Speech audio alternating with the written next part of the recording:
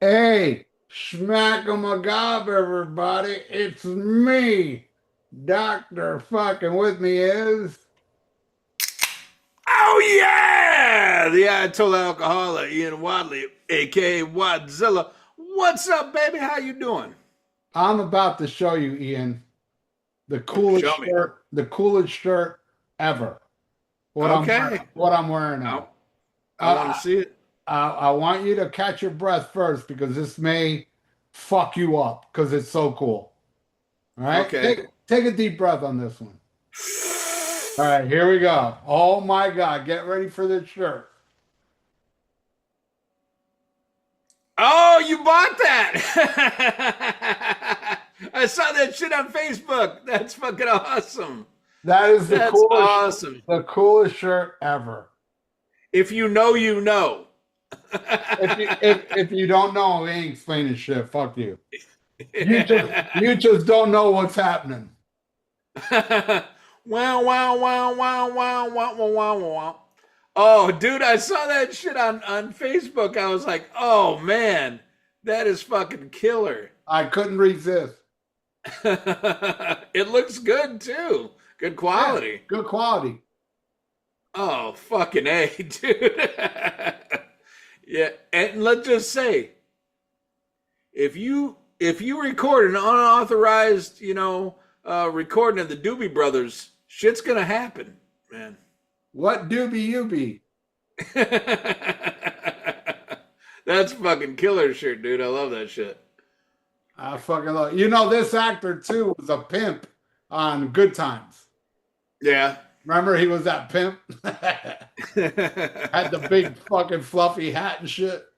Oh yeah. Yeah. Yeah. Great Fucking actor, A. whoever that is. Right on. Great shirt, brother. Yeah. All right. Well, it's been a week since we done the show. We skipped a week. I did my interview with Ryan for the book, and that went really good. I still got to do my intro. And then he's got some other questions he's going to throw out to us, and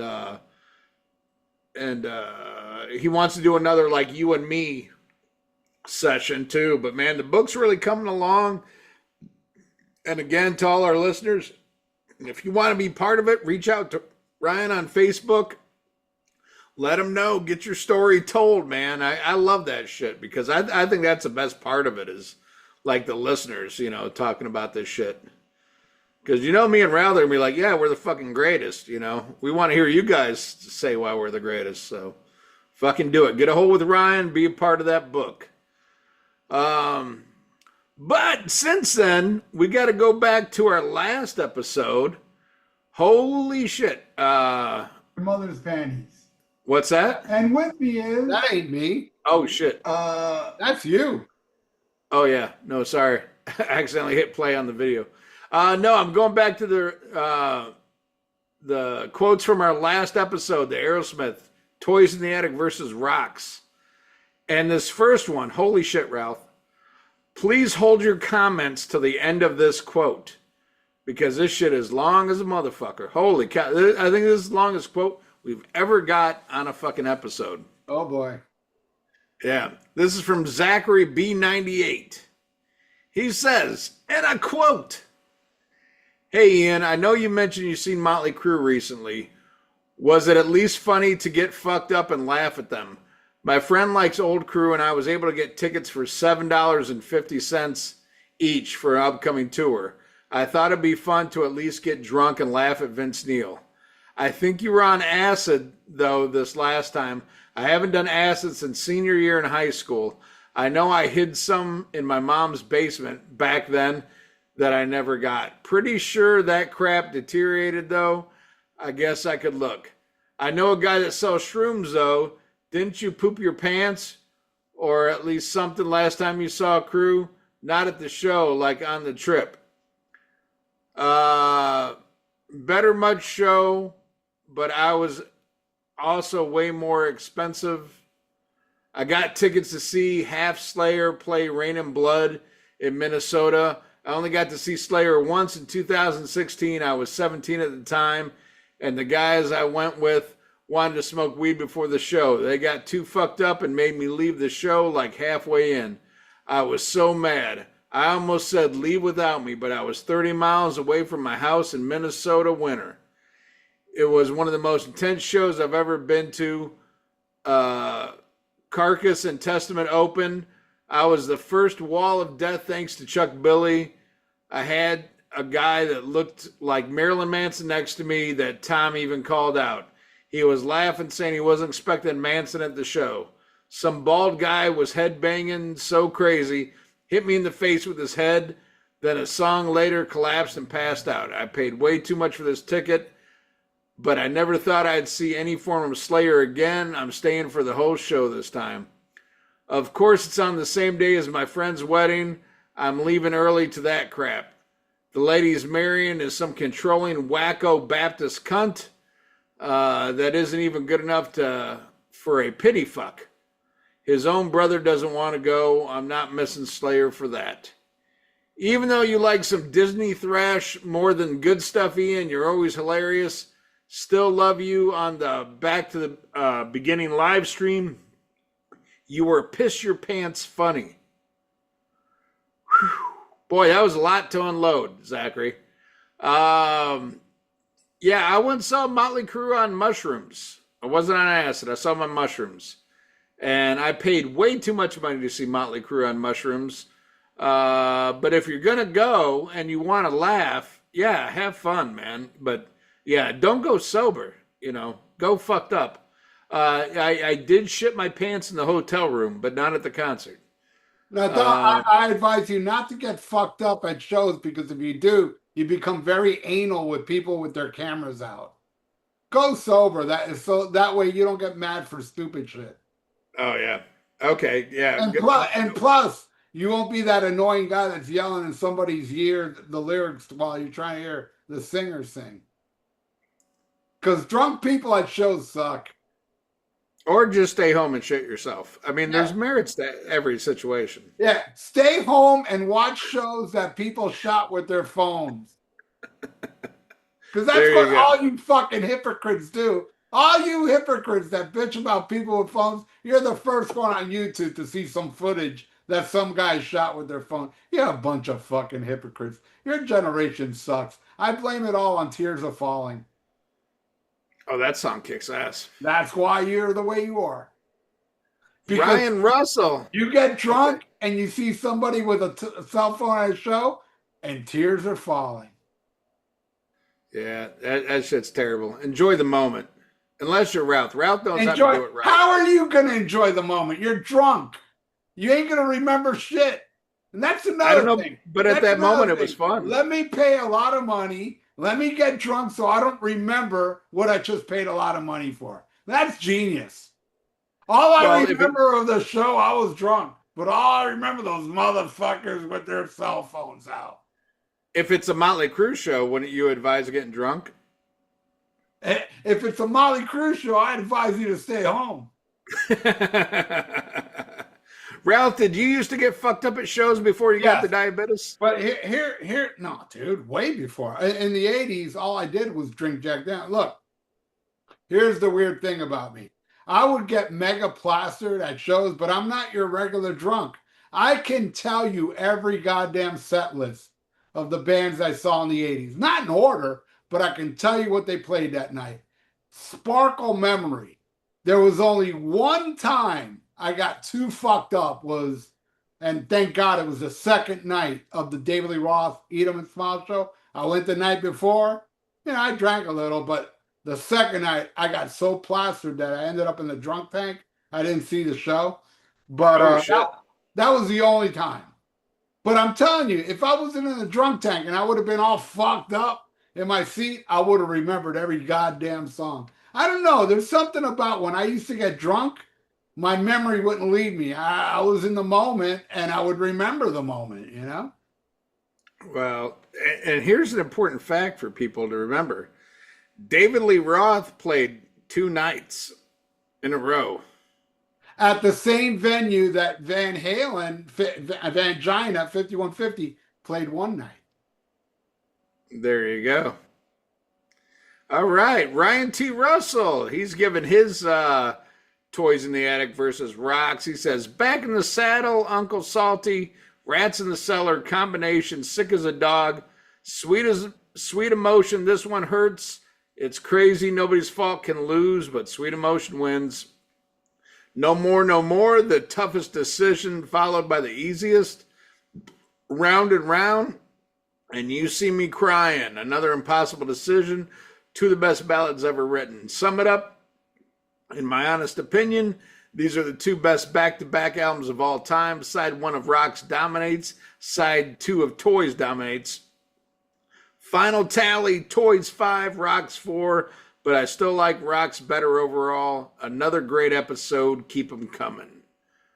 I used to think Rocks was better. I don't know more. Toys in the Attic.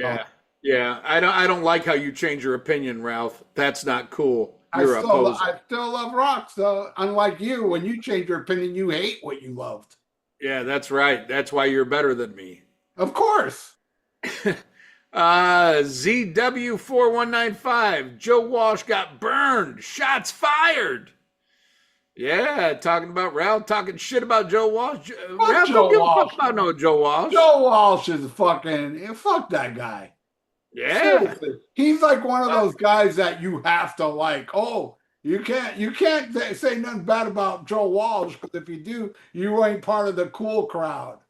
Joe Walsh is so ridiculously overrated, it's not even funny. I feel that way about Eric Clapton. Me too. Yeah. I love Cream. I love Derek and the Dominoes. I love a lot of shit. But as far as like his solo shit, like woof. I'll tell you, man, I didn't like Cream except for one thing. The live version of Crossroads from Cream is fucking awesome. Derek and the Dominoes, I own that album. There's a couple good songs on there. But yeah, Eric Clapton sucks. What are you talking about overrated? Eddie Van Halen had inspiration that sucked. Yeah. No, hey, a lot of artists I love Elvis Presley, and he sucks. So there you go. Yeah, that's the thing. A lot of people like, who was it the other day? It was Wayne. Wayne put up some, it was something I didn't agree with, but I didn't leave no comment because that's his opinion. Right. I think it was about a Beatles album. I think he said something. Wayne's got some funny opinions about some Beatles shit. Well, I mean, that's his opinion, though. But anyway, some guy left him a comment saying, unless you sold millions of albums, you shouldn't have opinion. And I'm thinking, fuck that guy. Yeah, it's retarded. Right now, I'll tell you right now, I'm a Beatles fanatic. I love the Beatles. I think Paul McCartney is a god. But guess what? I fucking hate Little Richard. And Paul McCartney loves Little Richard. Yeah. I still think Paul McCartney's a god and Little Richard was an annoying homo. Yeah. Woo! There you go. It's funny because, I saw Wayne putting up all these albums and he's putting up his rating of them. And I kept laughing at like what he was giving all these Beatles records, because I disagreed with the thing, but I just put a laugh. I didn't put a comment. Yeah, no. And finally put, what the fuck are you laughing at? And I told him, I was like, man, I think it sounds way better than you, but it's funny. I mean, give your opinion, man, do your thing. It's all good, Yeah, some guy, I don't know if you saw it on the podcast page, I put up a meme of U2 saying something to the effect of everybody pretends to like U2 because they thought it wouldn't be cool to say if you did, something like that. And some guy left me like, dude, you know what I gotta admit, man, I don't get annoyed by much, but it annoys me when somebody has to bring up the fact that I like other forms of music. I don't just listen to metal. And I'm like, 98% of us like other types of music, including me. But I'll tell you, it's the 2% that only listen to metal, they're cool as fuck to me. I love them more than you fuck. And I don't like bragging that I like other types of music. Because the fact is, I still like metal more than any type of music there is. And by me saying, well, I like other types of music, makes it sound like, oh, I'm snotty. I can't just listen to metal. That's not me. Fuck you. I will fucking pull out shit out of my fucking record collection that's not metal that'll make you gag. I got goddamn Barry Manilow in my collection. All right. I love I me got some the Barry Manilow. I got Carpenters. You know, but you know what? I'll grab Merciful Fate before I grab any of that shit. I gotta be in the mood for Barry Manilow and the Carpenters. I don't gotta be in the mood for Merciful Fate.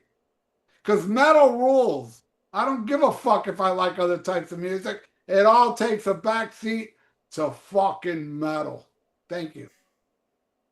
I came up with a great idea today for my YouTube channel, Ian. I want to share it with everybody. I want to start. All right, Jason Kennedy says. Oh, go ahead. No, I just want to say on my channel coming up, I'm going to start a segment called Obscure Metal Albums of the 80s. And I got a shitload. Dude, there's a band called Randy, and the cover is like this green monster, really badly illustrated. They're amazing. I want to promote Randy. All right, now continue with the comments. All right, Jason Kennedy says, I never knew the story about Bobby Brown and the MTV Music Awards until this episode. Some say it was his watch, but I choose to believe it was a bag of cocaine. Clearly yeah, cocaine. Bag of cocaine. Dude, look at the clip. It's clearly about, unless he had fucking like sugar, a packet of sugar in a Right. clear plastic bag, you know? Give me a break. That totally was coke. That All was right. rock and roll. That was total rock and roll. That's more rock and roll than Bon Jovi. Freeform Rock Podcast says, thanks, guys. Never missed an episode. I did get the 5150 box set. And like it says in the Bible, I should be fucking smited and killed. And what's the word where they cut off your penis? And then he complains when people goof on him for liking Yeah. Van Hagar and shit. He loves it. That's why. Who the fuck asked him to write that in the comments? It's just, hey, look, everybody, I like Van Hagar. I know you guys heard me say it like what 20 million times in the past 10 years when I first started my podcast that gets 10 views still. You know what I mean? Except when he came on the show and said Van Halen was better than Van Hagar. But he still likes Van Hagar. Doesn't matter if you think Van Halen's better than Van Hagar. You still like Van Hagar. And you won't stop reminding us like we give a shit. Mark is funny. He's an all right guy. I don't mean to bash the guy. But he really is like, when he complains about people like bitching at him, it's because he ignites the dynamite. When the dynamite explodes, he's like, wait, woe is me. You know, it's like that. You know that meme of the guy on the bicycle? And then he puts sticks the thing in his own spokes. Then he falls and he blames somebody else for it. That is Mark to a T. He starts it, and then complains when it explodes. And I love that Mark always has an excuse. Always. He's got millions of people that he's unfriended, that hate him, and this and that. Oh, enough of him. I love you, Mark, but you're a fucking whack job. And honestly, remember he said he was going to a shrink? Remember that shit? No, I don't remember that. Oh, yeah, he said he was going to a psychiatrist. Mark, I don't believe you, but in case you are going to a psychiatrist, find another one. This one sucks. This is a dollar store fucking psychic you're going to. Where'd you find the psychic? At Kellogg's? Yeah. If you find a psychiatrist and you tell him you like Sammy Hagar, if he doesn't tell you to kill yourself, he's not a good fucking psychiatrist. That's what I think. I don't watch his little video shorts, but he had a video short the other day. Oh, what was it? It was just the title. I forgot what the title is. Like something dead, and then I left a comment going, "Rock is dead," because that pisses him off when you say Rock, even though it's the truth. He hangs on to this. Rock is not dead. Where the fuck is it? It's not on the chart. Oh yeah, rock is selling a lot of concert tickets. Yeah. With the old music. It's not no new rock is current and hip or nothing. It all sucks. Yeah. I'm gonna tell you what, rock is dead and Sammy Hagar killed it. That's the truth. Yeah, that 5150 box set killed it. Yep. All right. Count Ralphus says, Run DMC got you into Aerosmith? Oofa. Yeah. And yeah. then, and then Jason Kennedy said, Timeline is everything. Then Zachary said, funny as hell, can't talk shit. Technically, American Idol got me into Aerosmith. I'm only 27. Steven Tyler was doing stupid judge crap when I was just a kid. LOL. My mom played Led Zeppelin and the Stones. She was never an Aerosmith fan. So there you go, man. I mean, it's totally fucking timeline. What do you think of that, Ian? What do you think of this guy getting into Aerosmith because of American Idol? Well, I think it's fine depending on however you find it, you find it. And whoever is like the gatekeeper, like, oh, I found it before you, therefore I'm cooler. It's like whatever your age is and whenever you're into shit, it's like, there's shit that I know you love because of timeline. And I'd love to hear the other shit you loved when you were 10 years old, it's however you find it when the shit came out. But do you truly love it, or are you just like, I'm a pretender to it? Like if you're just going along with what's popular, then fuck you. But, if you're a younger kid, however you find shit, it's how you find it. Stick with it. There's no shame in that shit. I don't give a fuck. Like somebody makes fun of that, like Aerosmith. Like, what was uncooler than fucking Aerosmith in the mid 80s? Wasn't nobody buying that shit. Nobody bought Rock in a fucking Hard Place. Nobody bought Done with the fucking Mirrors. I was an only child. I didn't have an older brother that like turned me on to this I had to find this shit myself. So however you find it, as long as you find it, that's fucking cool. I don't hold that shit against fucking anybody. Because we all have shit that we love because of when we grew up or how we found stuff. And however you find it, you find it. So. Well, I think it's mega gay. He found Aerosmith through American Idol. Well, as long as he's like, if he listened to it and he likes like good Aerosmith and not like, oh, I love that song from Armageddon, you know. Chances are that's what he likes. He found out Aerosmith through American Idol. So I don't know, because this is the same guy who like said I like Disney metal thrash. So I mean, apparently he knows. Oh, then I take everything back. I take everything back. He sounds like a cool guy. That's hip. He quoted you, so he's hip. Yeah. All right. Count Ralphus strikes again. He says Ian and his crew in grade school talent contest lip sync a new edition. Oofa. That's more gay than reggae. Count Ralphus. All right. We got to get Count Ralphus back on. We should have had him for this episode. Yeah, I love Count Ralphus, man. And like I said, I'm so. There's the one episode where I'm like, oh, fuck him. But it's Count Raven. Who's the dude with the drinking the boot, the Kiss boot, that's in a shitty band that you knew? What? That's Count Raven? No, Count Raven. Count Raven is a killer band that the singer sounds exactly like Ozzy Osbourne. Okay, well, I think I saw a video where he's kind of douchey, and I think that's a guy I was confusing him with. But I love Count Ralphus, and I love that because everybody thinks they have like the coolest fucking taste and everything they love is good. And Count Ralphus fucks on you, he fucks on me, he fucks on both of us and keeps us in check. And I love that shit, man. I love it. That's a good dude. It doesn't matter. I mean, honestly, anybody that goofs on what I like, I mean, I'm still gonna like it, and I don't care. I mean, I would care if Count Ralphus was to pay my rent. Then I'll pretend to care. Right, but you know what I mean? If it was somebody like, oh, I'm not going to make fun of what Ralph likes because I love Ralph, or I'm not going to make fun of what Ian likes because I like Ian. Count Ralph is going to say what Count Ralphus want to say. Count Ralphus goofs on me with Michael Jackson. Yeah, and I love that, man. That's a real dude. That's a and guy Wing, with balls. Yeah. and Oh Winger, yeah. Oh and oh Wing, oh. Count Ralphus and Winger is going to come up later. Trust me. and let that be a lesson to you, Mark.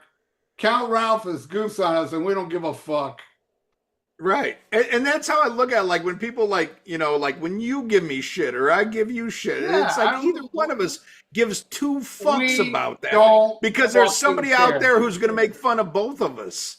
So what difference does it make? Is Ian gonna stop listening to Prince because I think Prince is an overrated hack? Hell no. Exactly. Hell no. Am I gonna stop listening to UFO because Ian doesn't know what good music is? Fuck no. That's fag music, man. There you go. Look, Exhibit A. There you go. No, wait, All wait. right. Let me rephrase that. Exhibit Gay. Jean Paul says, back in the saddle, Joe's 6-string bass on that tune sold me on it. Uncle Salty, Rats in the Cellar combination, sick as a dog, nobody's fault. Love Sweet Emotion, but this tune is the dark horse of rocks for me. Get the Let Out, Round and Round. The most underrated tune on Toys, and my favorite, Home Tonight. John Paul also says, top two Aerosmith albums from the 70s. In my honest opinion, my first exposure to the band was the shitty Sgt. Pepper movie on TV back in 79, 80. Oh, everybody attacked Jean Paul because the first Aerosmith exposure he got was Sgt. Pepper. Funny that Ralph... No. Hey, look, I'll tell you this right now. That fucking movie's shit. But before that movie came out, right before I discovered Kiss and right before I became this big rock thing, fanatic that you see behind me.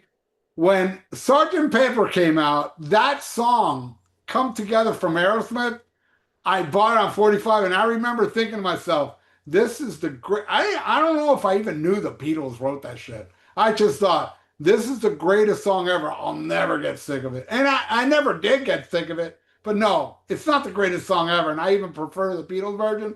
But that's a great version.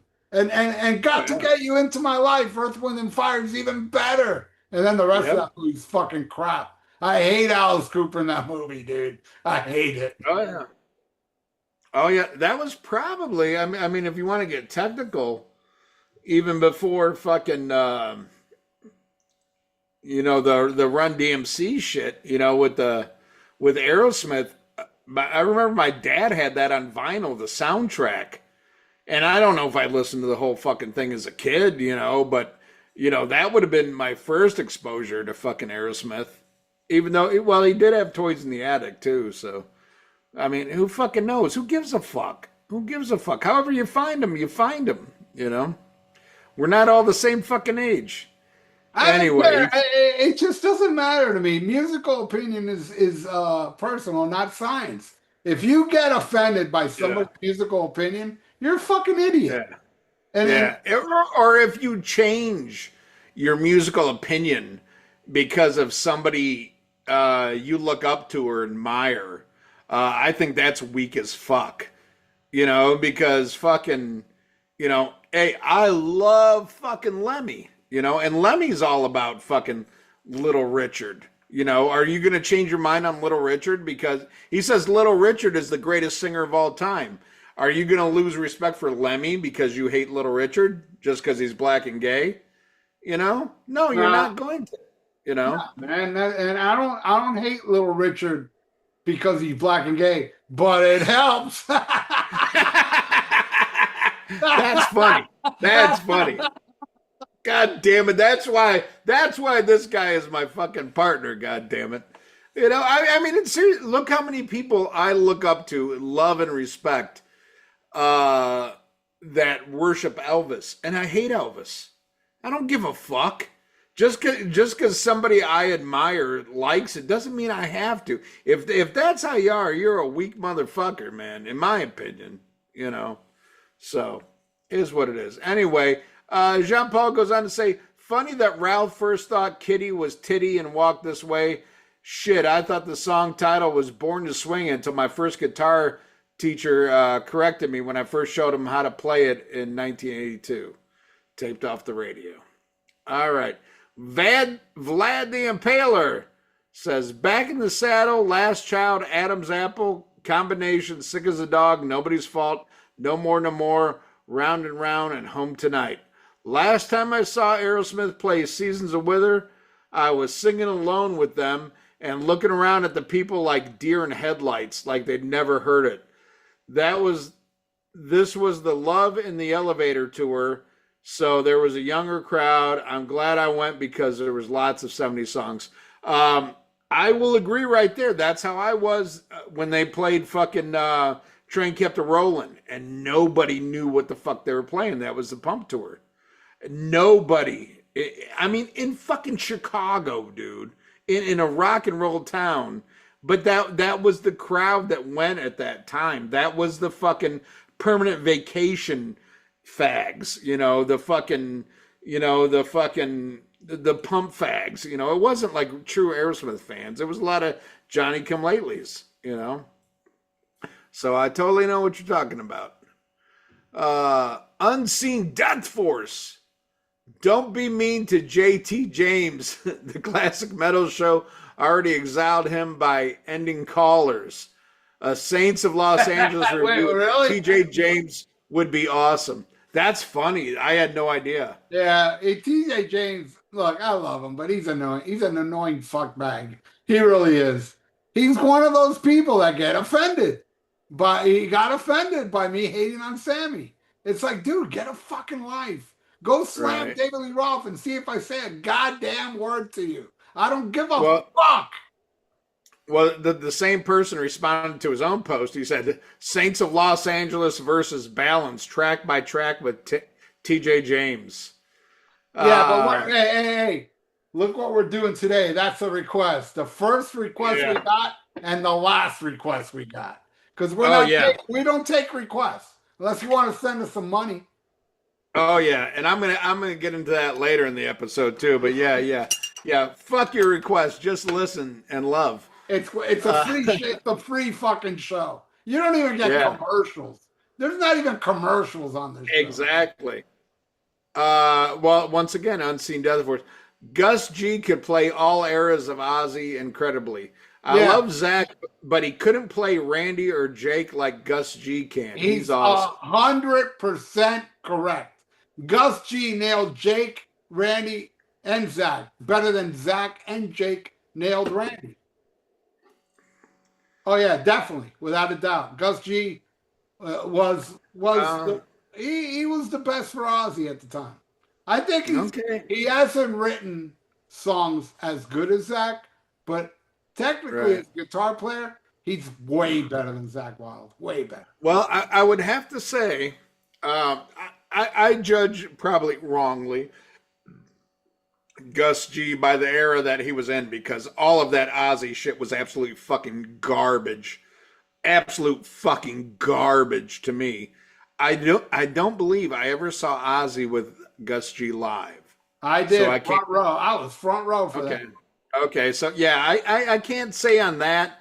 I think I look on fondly upon it because of that, because of the albums that came out while he was there. So I can't speak on that, but I think Zach did really good on both Randy and Jake.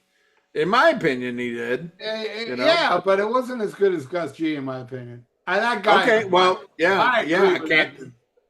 Like I said, can't speak on it. I don't think I saw him with Gus G live. I agree 100% with that dude. I think I've only seen him with Zach and Joe Holmes. I've seen him with Randy, Jake, Zach, Joe Holmes, and Gus G, and Tony Iommi. Oh, of course, I've seen him with Tony Iommi. But yeah. But yeah, so okay. Well, Ralph spoke on it. I can't be honest about it, so there you go. Jimmy James Schwartz says, speaking of hardcore RMCP listeners, I just want to take a minute to remind Ryan Fahey. Rest in peace, Ryan. Much love to his family and friends. Love the RMCP family and love you guys.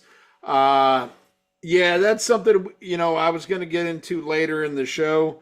but might as well get out of the way now. I feel fucking horrible about this. But lately, sometimes we go weeks between shows and shit happens, and it's on me, man. I feel fucking horrible for not mentioning it. But Ryan was somebody who was part of this show for a long time and part of this page. And I know Ralph had interactions with Ryan, and god damn, what a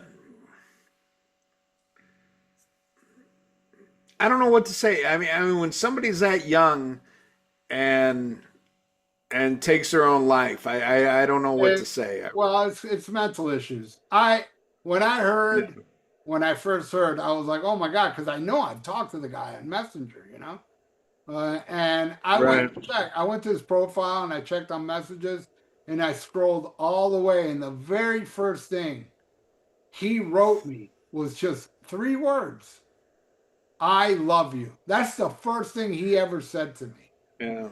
And I go, "Oh, thanks, Ryan." And then we carried on a conversation after that. And you know me, I'm not much on Messenger, but he caught me Right. at good times where me and him Yeah. had a lengthy conversation. He was a very young kid, very, very sad. This is extremely sad that Yeah. that this happened. I'm sorry. I'm very sorry. His mom was the one that came out on Facebook to announce, It's and terrible. she even announced it, and his long mental pain is over. So he was going. Yeah. I saw that. I And saw that. it's sad, man. That's why I've said it on countless interviews, man. Be kind to people, man. People that you don't know what they're going through. It doesn't. I mean, all right, if they're a dick, like let's say like those 2 people that wish death on me, I wish death on Ian too. Like fuck them. If they kill themselves, I wouldn't be happy about it, but I sure wouldn't be sad either. I'd be like, dude, you wish death on me. I won't. I don't wish death on them. So once you go that far, but this was a kind soul Yeah. going through some mental disorders, and it was fucking sad. It was really, really sad. And yeah, man, I did a video on it. I dedicated a Almost Human Live because I found out on a Thursday. So my Almost Human Live that week started with me giving a little tribute to Ryan. And yeah, man, so fucking young. And I met him when he wrote me "I love you." He was only 15 years old then. That's how Yeah. old he was. He was a little kid. And that just shows you, I mean, how long he, listened to the show and was a part of this. And you 10, look on his 10 his years. Facebook page. Yeah, you look on his Facebook page, you see the signs of somebody who's happy, or you see the signs of somebody who's having fun. But that's kind of like the lie of social media. You put out there what you want to. You don't put out everything. Uh, I don't put personal shit on social media. No, I would say 99% of what I put on social media is show related. I keep my private life private. But people see shit online and you think somebody's life is one way, but it's really another. And it's just sad because I wish not that I could have done anything or anybody could have done anything.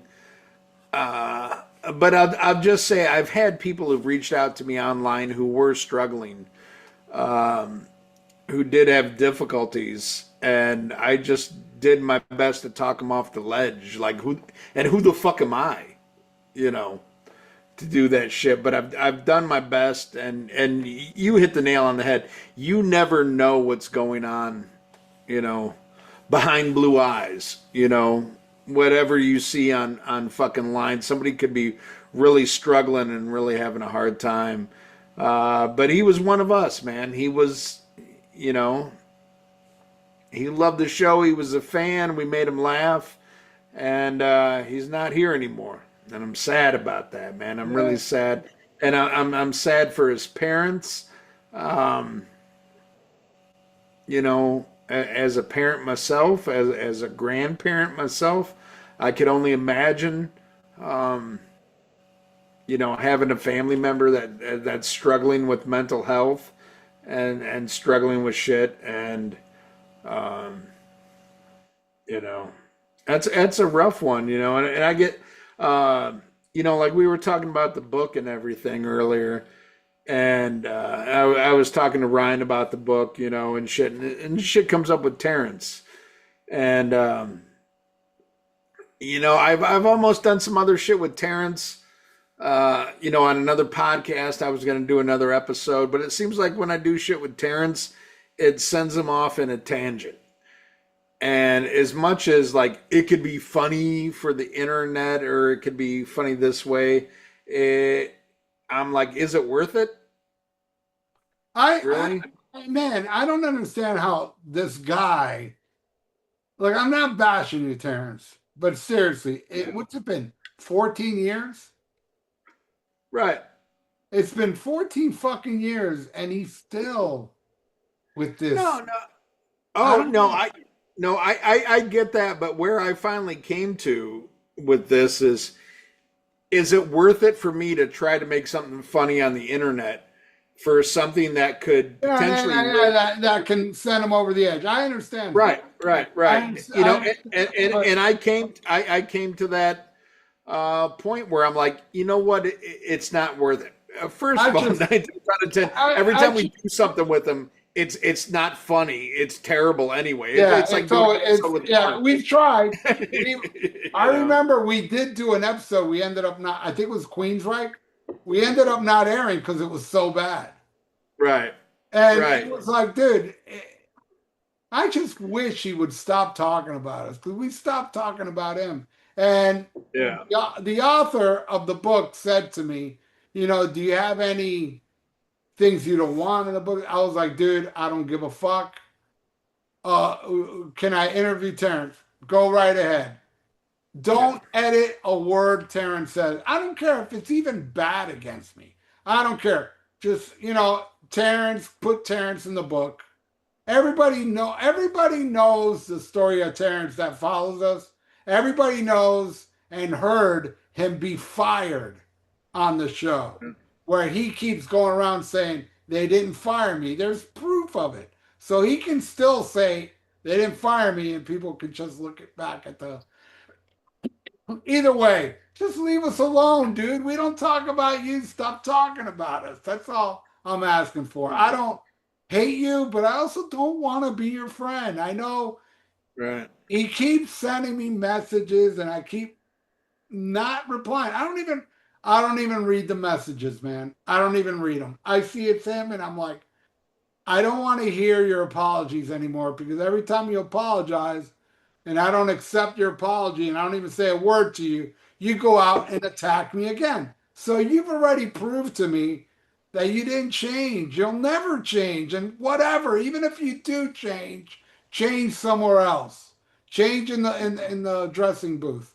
I don't Well, want nothing to do with Terrence Reardon. I don't want nothing to do with a couple other people that I've had a falling out with. I don't want nothing to do with them. My life is happy without them. It should be, and if you stop talking about me, your life will be happy without me. well, and my thing is, if you like Sammy Hagar, obviously you hate America. I love America. So if you love Sammy Hagar, leave me alone. Because you're a communist and a horrible human being. Um, but at the same time, if you're struggling though mentally, um, reach out to people. Reach out to real people. Get the fuck off of fucking online and get off of fucking Facebook.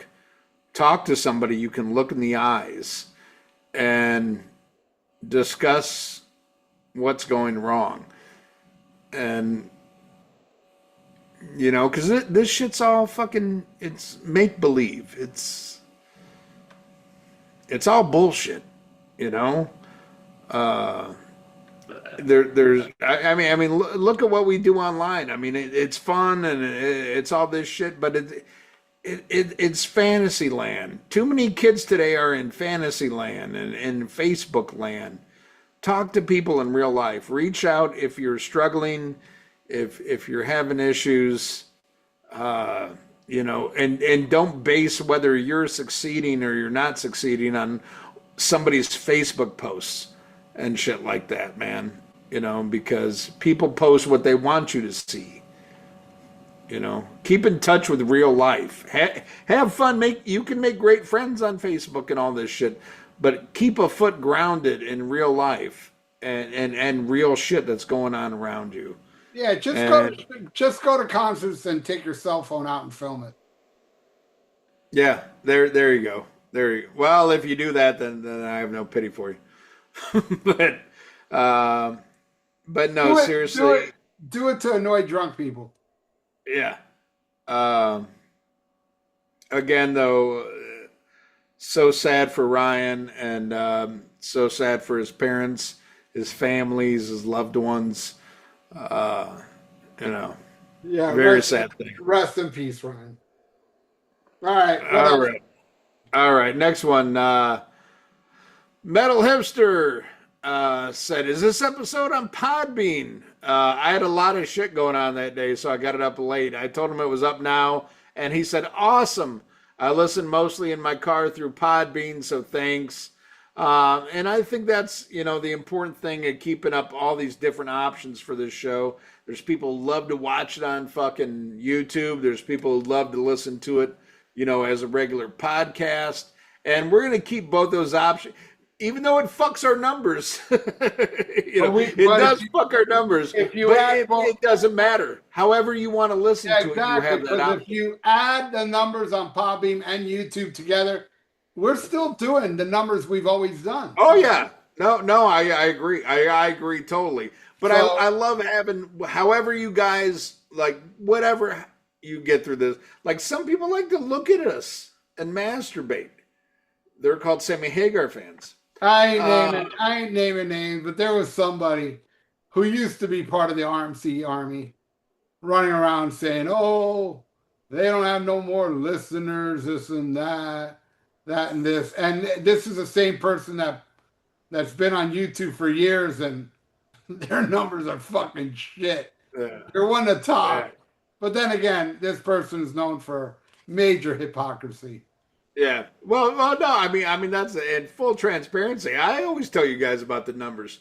No, they are split in half, and I'm like, fuck, because I'm waiting for that million. When we get that million on Podbean, I am getting the Rock and Metal Combat podcast. He's not everybody. He's not. Ian, Oh no, I am. where's your elder tattoo? No, I Fuck. reneged on that shit. Don't believe Ian. Elder tattoo, Patreon, rock and metal combat shirts. You know how many hours we spent talking about that shit on this fucking episode? But And hey, there nothing was came shirts of that people bought. Huh? Okay, that happened. There was shirts. People could still buy them. They just stopped buying them. They bought them and then they didn't. Well, where the fuck is your elder tattoo and Patreon? Fuck that shit. Yeah, we spent hours talking about that shit. Yeah, fuck that shit. Fuck my promise. Fuck, I promised you something, but you know what? Fuck that. Hey, by the way, 1 million views and I'll get a Rock and Metal Combat podcast tattoo. Yeah, right. Yeah, right. You'll be that I will. That I will. No, because I'm proud of that. I'm not proud of the elder. He won't. Plus it was robots. Make one of our episodes 1 million views. I want to see that happen. It ain't gonna happen. I'll tell you that right now. I'll bet it won't happen. Ian. Okay. Ian will I'll take that money. Even Ian will even lose money because he'll bet and still end up not doing it. I'll take that money. Every promise I make, I keep. Zoo Station 69 says, I predict Poison, Suck versus Suck, next RMCP.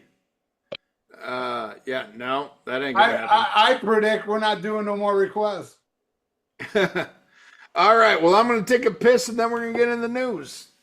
Be right back. All right. Is he really gonna go take a piss? Or is he going to get an elder tattoo? I love the guy though. He's such a bullshit artist, but I love him. everything about him. It's like he's such the opposite of me, but I love him because of that. It's kind of like the same reason I'm always watching the hair metal guru. He loves music I fucking hate, yet I love the guy. You know, we're the opposites, but I love him. You know, Ian is like, God damn, dude. If I ever promise I'm gonna do something, I'm gonna do it, no matter what. You know. But I would never ever promise that I will get a tattoo because I'm not like everybody else. That everybody's got a tattoo. I have no tattoos, and I'm 61 years old. You know, my nephew too. My nephew's a young kid. He has no tattoos. It's even rarer for him to have no tattoos than me. You know, that's even rarer because he's from the younger generation and he's got no tattoos. Who's got no tattoos? My nephew, Manny. He's a young kid. Uh, Well, he's like 30 now, but still. I mean, how many 30-year-olds do you know that doesn't have at least one tattoo? Does your kid have tattoos? yeah, but it's a fucking it ain't a good one. It doesn't matter. It's a tattoo. Yeah, I'm just saying, nah, true. everybody, my niece got a bunch of tattoos. Everybody's got tattoos. I don't have no tattoos.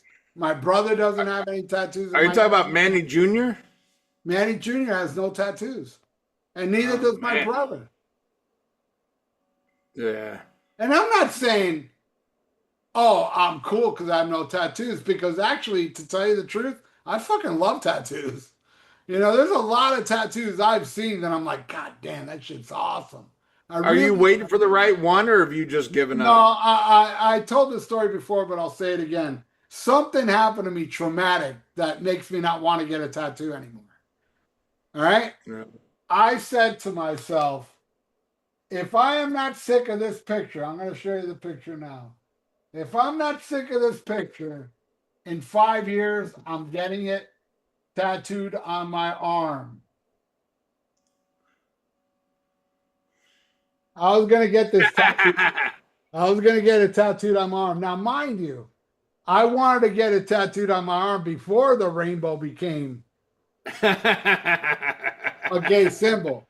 So now it's like, well, what if I get a tattoo of something else that's cool, and later on it's the symbol of a gambler or something? You know what I mean? So I'm afraid to get a fucking tattoo because of this. And and at the time I lived on South Beach, which has a lot of gay people. Putting this on Yeah. the arm is, you might as well get a tattoo that says, "Hey, sailor." No, that's funny because I had an ex who had this car, where we lived in Florida. You know how it is to live in Florida. Cars get hot, when you leave them out parked and shit. So she had a fuzzy like steering wheel cover, and it was a rainbow, And every time I had to drive this car, I took it off and I shoved it under the fucking seat, And she's like, "Why do you always take that fucking off if you drive the car?" I'm like, "Because I'm not a fucking fig, And she's like, "What do you mean a fag?" I'm like, "It's a rainbow." And she had no idea like that was Yeah, the yeah. universal symbol. I'm like, "Yeah, I'm not driving around with that shit." It was, I was going to wait 5 years to get that Yeah. tattoo. On the fourth year, I was at a red light with a car in front of me with the rainbow sticker. And that's when I figured it out. I was like, oh, let me tell you, look, I'm not a homophobe. I don't hate gay people, except I hate that gay people took the rainbow as a symbol. That pisses me off, you faggots. Yeah. Well, I love gay people, and I feel sorry for them because like they were cool until Sammy Hagar. And then like, now everybody assumes, like if you listen to Sammy Hagar, you're gay, but like a bad gay, you know. No gays like Sammy Hagar. Come on, they're not that bad. Yeah, I know. That's why I gotta come up with a better like I don't know well like what's like we grew up in an era where like, to make fun of something, you're like, that's gay. That's gay. Yeah, I We still need a say. new we need a new thing for fucking Hagar fans because they're worse than gay, and that sounds horrible to even say like worse than gay. Then you're saying bad people are gay, or gay is bad or whatever. But I we got need I Like the worst thing you could be is a Sammy Hagar fan. Well, I know the worst words for them. What's that? Hagar fan. Okay, we just need to stick with that then. Hagar, that's the worst. Hagar fan. I don't think you can get more offensive than that. That is the worst. And they need their own, like, they need a rainbow, but with an extra color. You know, I don't know. I don't know what you put in it. But anyway. Why did you gay people grab the rainbow? What does different colors have to do? I mean, there's only two colors of cock, right? Black and white. Well, you know when the gay, when the gay people took the rainbow, right? You know what year it was, right? No. 1979. What? Well, when Graham Bonnet joined Rainbow. Oh, okay. Because that shit's gay and fucking terrible. Then I'm Graham gay. Bonnet sucks. I love Graham Bonnet. All right, let's get in the news. Prince sucks. Disturbed's John Moyer celebrates 1 year of sobriety. I think his penance for 1 year of sobriety should have to be listening to Disturbed. That shit's terrible. Yeah, you got that right, Ian, because Disturbed sucks. They do. They suck like gay people on cocks. Oh, horrible. Richie Faulkner on Judas Priest In Progress new studio album. He says it's sounding really cool. Really cool. So, hey, they're working on a new one. I mean, Shield. What the fuck was the last one? Shield. Invincible Shield. Yeah. I liked it. Wasn't as good as Firepower, but hey, fuck it. Give it another try, man. I respect anybody who at least fucking tries. So hopefully it's good. Carmen Appice says concert ticket prices today are ridiculous. Who's buying these tickets? Rich people? Well, of course. And I would have to agree with him. I have a coworker, and he is, I think he's like 22. And him and his wife are getting ready to go to their first concert ever. Because this is how shit is in this day and age. They are going to their first concert ever. And it's Rob Zombie and Marilyn Manson. Ew. And he goes, I feel like I did good on the ticket prices. He goes, I paid $150 each for the tickets. Wow. He goes, did I do all right? And I'm like, I don't know what to say, because I remember in 1989 paying $28 at Ticketron at Sears for the Stones on the Steel Wheels tour. For lawn tickets for the Stones was $28 a piece. And I was like, what the fuck? $28 a piece. Holy shit. There's video of Kurt Cobain. I think it was like 94. Somebody brought up the fact that Madonna was selling her tickets at $50. And you should have seen Kurt Cobain's face. He was like, what? Well, I remember, hey man, in 1988, the Monsters of Rock tour, $20. I thought that was outrageous. I thought it was fucking outrageous. Charging that much. Well, I remember, like, the thing to me that sticks out the most, that like it never changed from here, was 94 when the Eagles got back together. When the Eagles did the Hell Freezes Over tour, and they charged $60 a ticket. And I was like, what? Who in the fuck? I mean, and this is like, hey, I'd like to see the Eagles, but $60 a ticket? Who's going to pay that? And they sold out like it was nothing. And it's never gone back. It's never changed. I make fun of paying $28 for lawn seats for the Stones in '89. You fast forward to the Voodoo Lounge tour. I'm sorry, not the Voodoo Lounge. The Bridges to Babylon tour in '99. I stood in line to go see him at Joe Robbie in Miami, and I paid like fucking $200 a ticket. You know, I would never it, pay that much. it is ridiculous. I never, It is. somebody the other day was like, man, I wanted to go see Cheap Trick, but it was $110. I was like, dude, I've seen Cheap Trick over 100 times. There's no fucking way I'd pay $110. Right, but that being said, you have been gifted tickets to a lot of shows that A were lot of worth. a lot of expensive show. The Metallica was Yeah. probably the most expensive one. Right, Uh, right. yeah. What do you think? Like that perfect fucking Metallica show that you saw. What would you guess? Like if you had to come out of pocket for that show, and that was at the same place we saw Judas Priest, right? Well, they rebuilt the arena and it's in a different location, but it's in the same vicinity. Right. But what I'm saying though, the same thing. What would you guess those tickets would have been like for like somebody like a regular Joe trying to buy tickets? Oh, I know. They were all over $1,000, except the very tippy top was $800 something. But Yeah. everywhere else was $1,000 and up. Like where I was sitting, it was $1,500 tickets. I would never pay that. Yeah, no. I mean, it is insane. I mean, and there's a lot of reasons why. I mean, back in the day, bands made money off of ticket or off of record sales. Nobody buys records. A lot of people download that shit. You had competitive, ticket sellers. You had Ticketmaster. You had Ticketron. I know, Ralph. You remember Ticketron, right? Yeah, you remember Bass tickets, or is that before your time? No, I do When, not.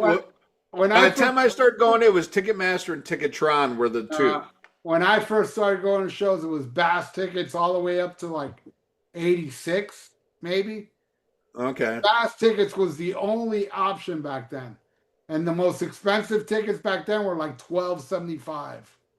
Yeah. And 50 cents of that $12.75 went to parking. You look at my old school tickets, it says 50 cents parking. They would add to the total, which was $12.75. Yeah. And $12.75 was the price of the very front row, and $12.75 was the price of the very highest nosebleed, and everywhere in between. The whole arena was $12.75. You didn't get anywhere to get close. Did you save a lot of your ticket stubs? I have them all. I mean, there's a couple here and there, but I still got my Aussie Blizzard of Oz ticket stub. Right. I got my Fair Warning ticket Well, stub. no. What I'm saying though is I think that would be like a great episode for the future. I did. Because I have like fucking hundreds, if not thousands of them. I've done. On my YouTube channel, I got episodes of my ticket stubs. It's like 8 parts or 9 parts. Okay. Well, we could do it here. And a lot I've lost a lot of ticket stubs. And forget it. Now you can't get ticket stubs. But you know what? Oh, I hate it now. You get like the printout page and all that. No, well, yeah, or the phone. The phone is what gets me in shows. But the last show I went to, that Triumph show, like I bought tickets in the nosebleed. They closed off the nosebleed, so they gave us tickets down there, and they actually gave us physical tickets. So I actually got a physical ticket of the fucking Triumph show. Nice. All right. Well, ex-Metallica bassist Jason Newsted opens up about throat cancer diagnosis. Said he got his free and clear about 3 weeks ago. That sucks. I had no idea Jason Newsted had throat cancer, man. Well, it's a good thing he kept it hidden. Who needs aggravation? Throat cancer is so heavy. Why do you want people to know? Yeah.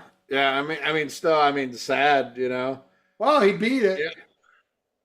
Yeah, but I mean, that's the thing. Like, I don't even know how old Jason Newsted is. I mean, the funny thing is, it's like, as the date we're recording this, in a couple of weeks, I'm going to be 52. You're 60. Or are you 61? I'm 61. And by the way, on your birthday, your track by track will be up.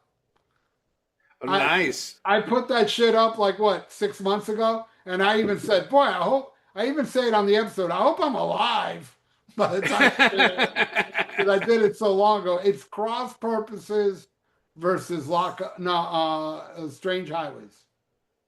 Okay. Nice. Nice. Well, I hope Strange Highways won. Um, Joey Vera says he would love to play shows with Fates Warning again. I know there's offers coming in from promoters. Ralph, did you ever listen to those later, like Fates Warning album with Joey Vera? I thought they were pretty good. Yeah, all right. I've seen them with Joey Vera once. Oh, really? I saw Fates Warning with Sabotage once. Okay. And yeah, Joey Vera. When I had that falling out with that other prick in Yeah. Arm Saint, a friend of mine Yeah. said he found out I had a falling out, and he goes, "Oh, who'd you have a falling out with? Joey Vera?" I go, "Nah, it wasn't Joey Vera." And he goes, "Oh, that's odd because Joey Vera is very sensitive. He seems to be one of those woke motherfuckers." Wow. Well, that's weird for him to be in a band with the other guy. So, well, there you go. All right. Shannon Larkin says Salerna understood his reasons for leaving Godsmack. It ended beautifully and there was no hard feelings. I'm glad Shannon Larkin left because I think he's a pretty good drummer. And I think Godsmack is a fucking horrendous band. Man, I did a track by track the other day of Alice in Chains Dirt. Dude, Godsmack is the worst song on that album. I Oh, don't like that song. I love that song. And they fucking named themselves after the shittiest song on Dirt. Well, Oh, I wouldn't go as far as saying shitty because that is pretty much all killer no filler, but that's my least favorite song on the album. oh, wow. Wow, interesting. All right. Well, Kiss legend Peter Criss shared a video recap of his first visit Oh to my God, Detroit. dude. I cried today Yeah. watching Peter Criss. I cried.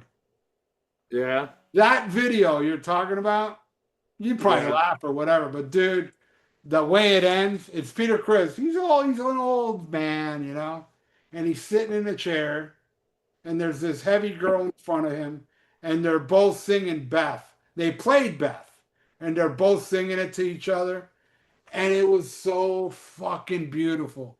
It like took me back to when I was a little kid listening to Beth, and now seeing this frail old man sing it. And he sang it well, but it was just so sad. It was like, my God. It really brought back the realization that, I mean, you don't understand, Ian, because you came into Kiss during Asylum and all that shit. For us kids Yeah. in the 70s, I mean, Ace and Peter and Gene and Paul, they were all so special that when Ace died, it fucking crushed me.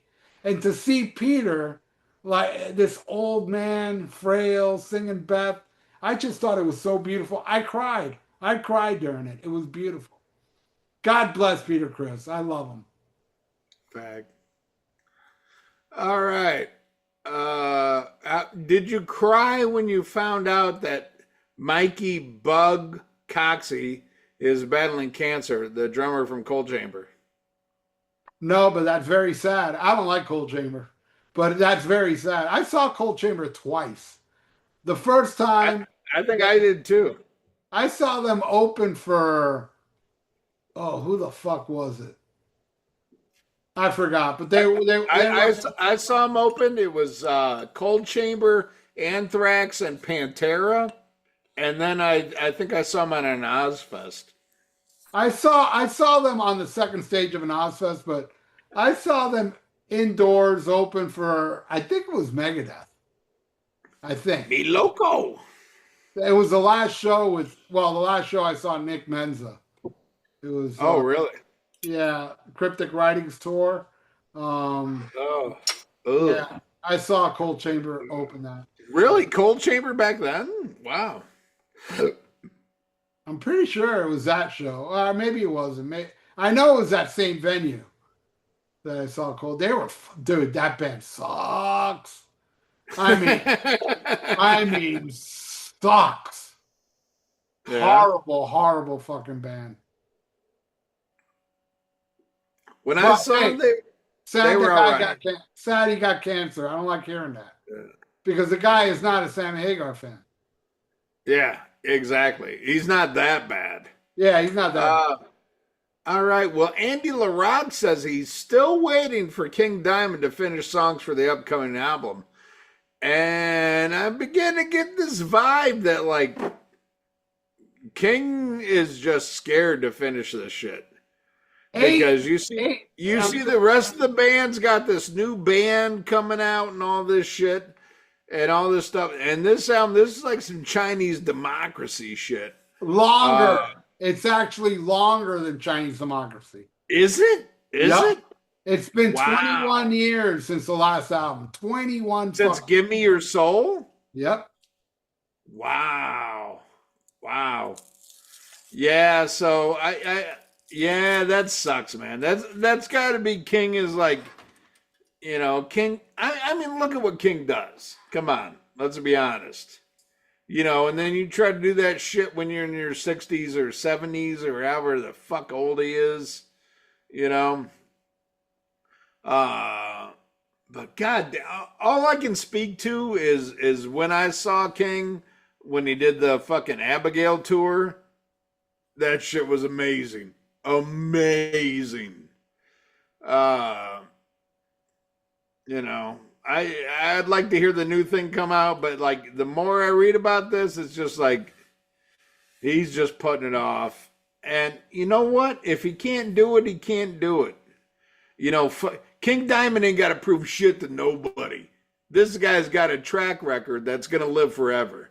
Like this guy will go down in the history of fucking metal. Oh yeah. So, if he can't complete this album, just say it. It's probably hard ego wise, but King Diamond ain't got to prove shit to nobody, man. I mean, look at what he's done. Merciful Fate, fucking Abigail, fucking them, Fuck, I'll even throw Voodoo in that motherfucker. I love that album. I love all his records. I thought all of them were good. Some better than others. Fuck, I love Merciful Fate 9. I think is fucking incredible. I like all the Merciful Fate albums too. Yeah, King Diamond to me is a true original that only fags don't understand. Yep, I agree. All right, well, Kings of Thrash featuring Dave Ellefson and Jeff Young recruited Steve Zetro Zusa for the new single. Did you see that shit? No, I didn't watch it yet. I meant to before the show. Is it bad? Yeah, it's not good. But dude, Zetro says one word in the whole video. Oh, really? That's it. I don't even think it's a word. I think he just goes, yeah. Oh, that's fucked up. And you know what? It's like, it's not even thrash. It's not even a thrash song. Really? Dude, that shit. I meant to listen to it before the show and I got sidetracked. God damn it. I made the mistake. I bought the Kings of Thrash DVD. It's god awful. Like, there's parts where Chris Poland comes out and it's really cool. But he comes out 2 or 3 times for a couple songs. And the rest is Jeff Young. And it's fucking horrible. That singer sucks. I don't like the sing. I was hoping, oh, good, they got Zetro to sing the song. So this idiot doesn't have to sing it.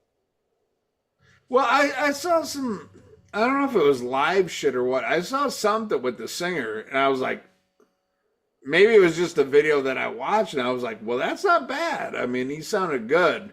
Maybe I caught like a good night or a good clip or whatever, but calling yourself Kings of Thrash, and Jeff Young admittedly hated thrash. He's never done anything in thrash outside of So Far So Good So What. He's a sensitive prick too. He was on Sea of Tranquility. Yeah. And people were bashing him in the comments and he refused to go back on the show. What a puss. Yeah, he's a fag. He probably likes fucking, for unlawful carnal knowledge. Yeah, he's on record saying the only good thing he did in Megadeth was Anarchy. Oh God. All All right. Well, Ballad of Judas Priest co-director says it was tricky getting KK Downing involved in an official documentary. I can't wait to see Uh, that shit. I want to see it, but I'm scared, man. Like the minute I knew who was involved with it and all this shit, I was scared it was going to be like a whitewash kind of thing, you know?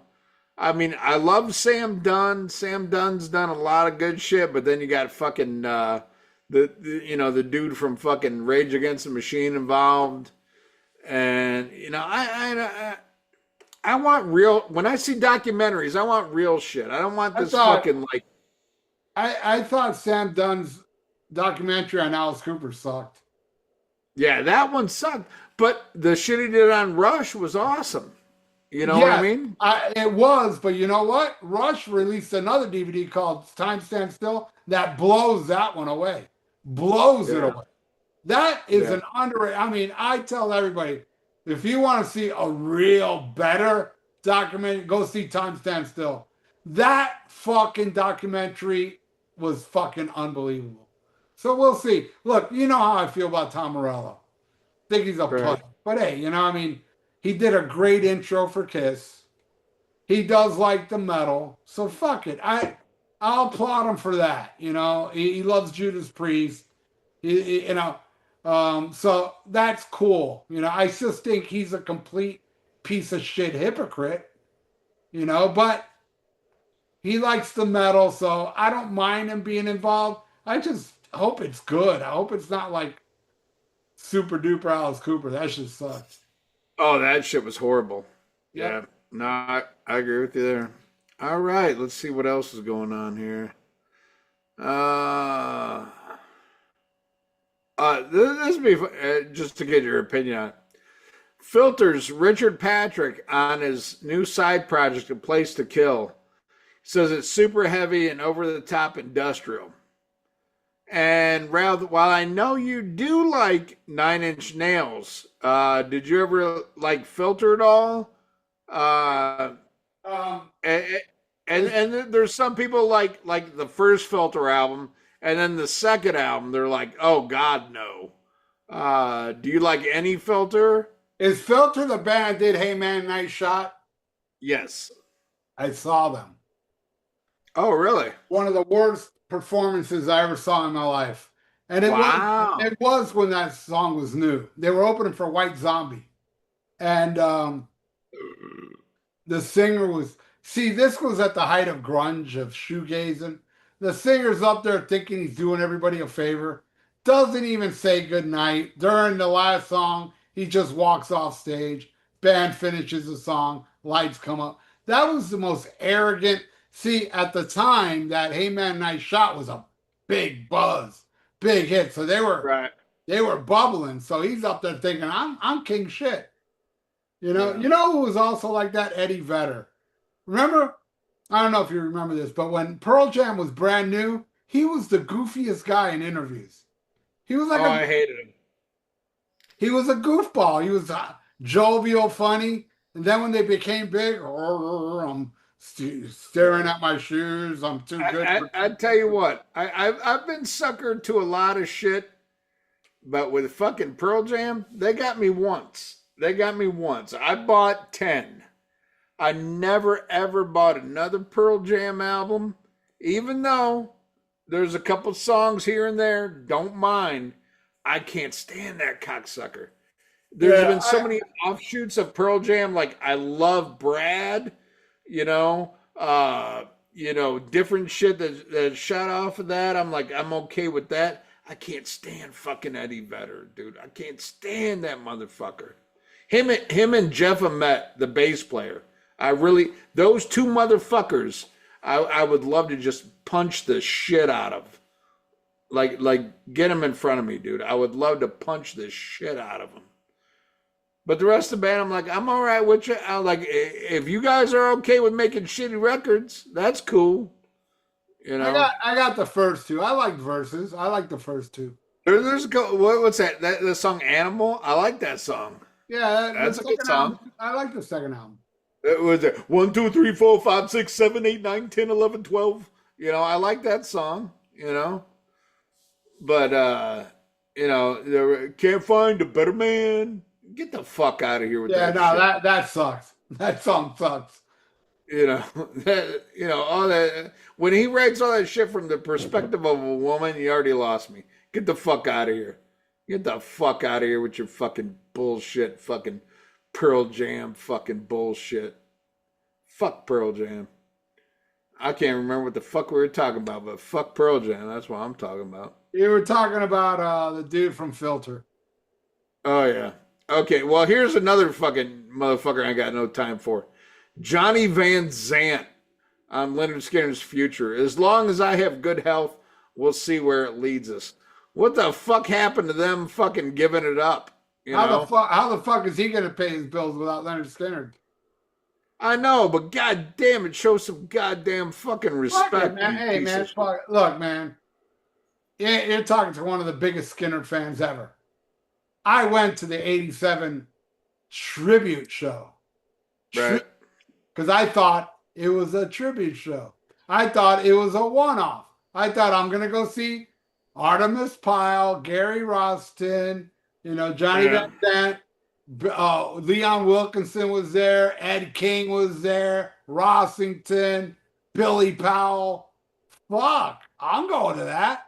But then they started making records and touring under, and the records were there were no Street Survivor, Give Me Back My Bullets, nothing fancy, Yeah. helpings or pronounce. So They weren't even 38 special, dude. yeah, exactly. I saw the Johnny Van Zant band open for Black Sabbath on the Heaven and Hell tour. And um, I have that album. He has an album, Johnny Van Zant band, called you know, Only the Strong Survive. Not a bad record. Good record. what's funny is I have some friends from Florida. They saw Sabbath on the Mob Rules tour in South Florida, With the and Outlaws. Outlaws, I was there. Outlaws open up. I Yeah, was there. yeah, And the yeah, online is wrong. Online, it says it was Doc Holliday at the Sportatorium. It was the Outlaws. I was there. yeah. No. They said the same thing. They said Outlaws open up for Black Sabbath on Yeah, Mob Rules. Heaven and Hell, Johnny Van Zandt, who was Southern Rock, and opening the whole show was Riot on the Narita tour, their second album. Wow, I never heard wow. of Riot in my life. I saw that show. I ran out and bought Narita the next day. Oh, I got to see Riot 2 times with Guy Speranza. That is rare, you know? well, funny thing that's going to come up at next week's episode, but we're going to keep moving on here. Wendy Dio says there is an offer from Metal Blade Records to release long-awaited reissue of the '80s Metal All-Star Project Hearing Aid, which, in my opinion, is not that good anyway. Hearing aid. I mean, it's a novelty thing. It's kind of funny, but it's not that good a fucking song. And my thing with this is, okay, if you do re-release it, where do the funds go? Should the funds go to a charity, or should they go to the artists who contribute? I think in a fair and just world, they should still go to the same charities that they funded in the first place. I What do don't you think, think? no. I think it should all go to the Leering Center for the Somalians. Fair enough. You know what I love about that Well, Hearing Aid album is the live version of Up to the Limit from Accept. And also the unreleased song from Y&T, Go for the Throat. I got it on vinyl. Hey, you know what? It's all right. Yeah. Okay. It's not a great song, Stars, but for what it is, it's pretty cool. For what it is. oh, yeah. It's kind of Right. like, but at that time, Dio was like, Sacred Heart sucked, dude. And that sounds like a Sacred Heart song. I don't You're know. absolutely right. I You're don't know absolutely what right. I don't know what happened with Dream Evil and Lock Up the Wolves. He bounced back and nobody gave a fuck no more. But Sacred Yeah. Heart pretty much killed him.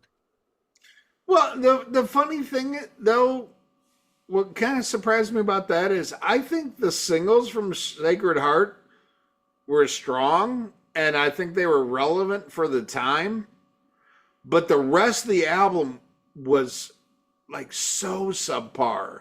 Like so like you know what I mean? It's like one thing if you got an album where like, you know, you got a couple of filler tracks or you got this shit, but it's like with Sacred Heart it's like everything else was a fucking filler track. The thing about Sacred Heart too, Vivian Campbell said it. When they did the first two Dio albums, you couldn't get them out of the studio. They were all a group. By the time Sacred Heart, Ronnie was getting divorced from Wendy, a lot of drama coming on, and they couldn't wait to leave the studio. So it wasn't really a band shit, you know. And then Dream Evil, the band hated Craig Goldie. Only Dio. Yeah. The band hated him. Well, the funny thing is, I think back to when, you know, because my first Dio album was Sacred Heart. And I loved Rock and Roll Children. I mean, that's what I saw on MTV, and I thought it was a great song. And I got it, and, you know, I would listen to that over and over again. But the rest of the album, I was like, eh. But, you know, because this was the era of Columbia House, where you get 11 cassettes for 1 penny, you know. So I got, you know, Holy Diver and Last in Line. And once I got those, I was like, oh my God, I loved every track. You know, I'd listen to it. Well, Mystery sucks, you know, but you know what I mean, though? I mean, overall, those were much better albums. And I was like, oh man. And then by the time, like, fucking, I think the first, like, new one I bought was, what was that horrible live EP? Intermission. Intermission. Yeah, that was the first, like, you know, as a new fan that I bought. And then when Dream Evil came out, I love Dream Evil. That's a great album. Awesome album. Love it. Love it. You know, and both Dream Evil and Lock Up the Wolves, I will take over fucking, you know, Sacred Heart. Lock Up the Wolves, I even liked more than Dream Evil. Really? Wow. Wow, that's an interesting take. I love Dream Evil, though. I love Dream Evil, but I thought Lock Up the Wolves was a pissed off album. Killer album. Wow. Wow. Okay, that's pretty fucking cool. Cool take. Born on the Sun. Oh, I love Born on the Sun. One of my favorite songs. And you know what's really wild about, I never knew this because I've always owned that album on CD. My favorite song from Lock Up the Wolves is the song, Why Are They Watching Me? And then I bought this, the box set, the Dio box set that brings the vinyl.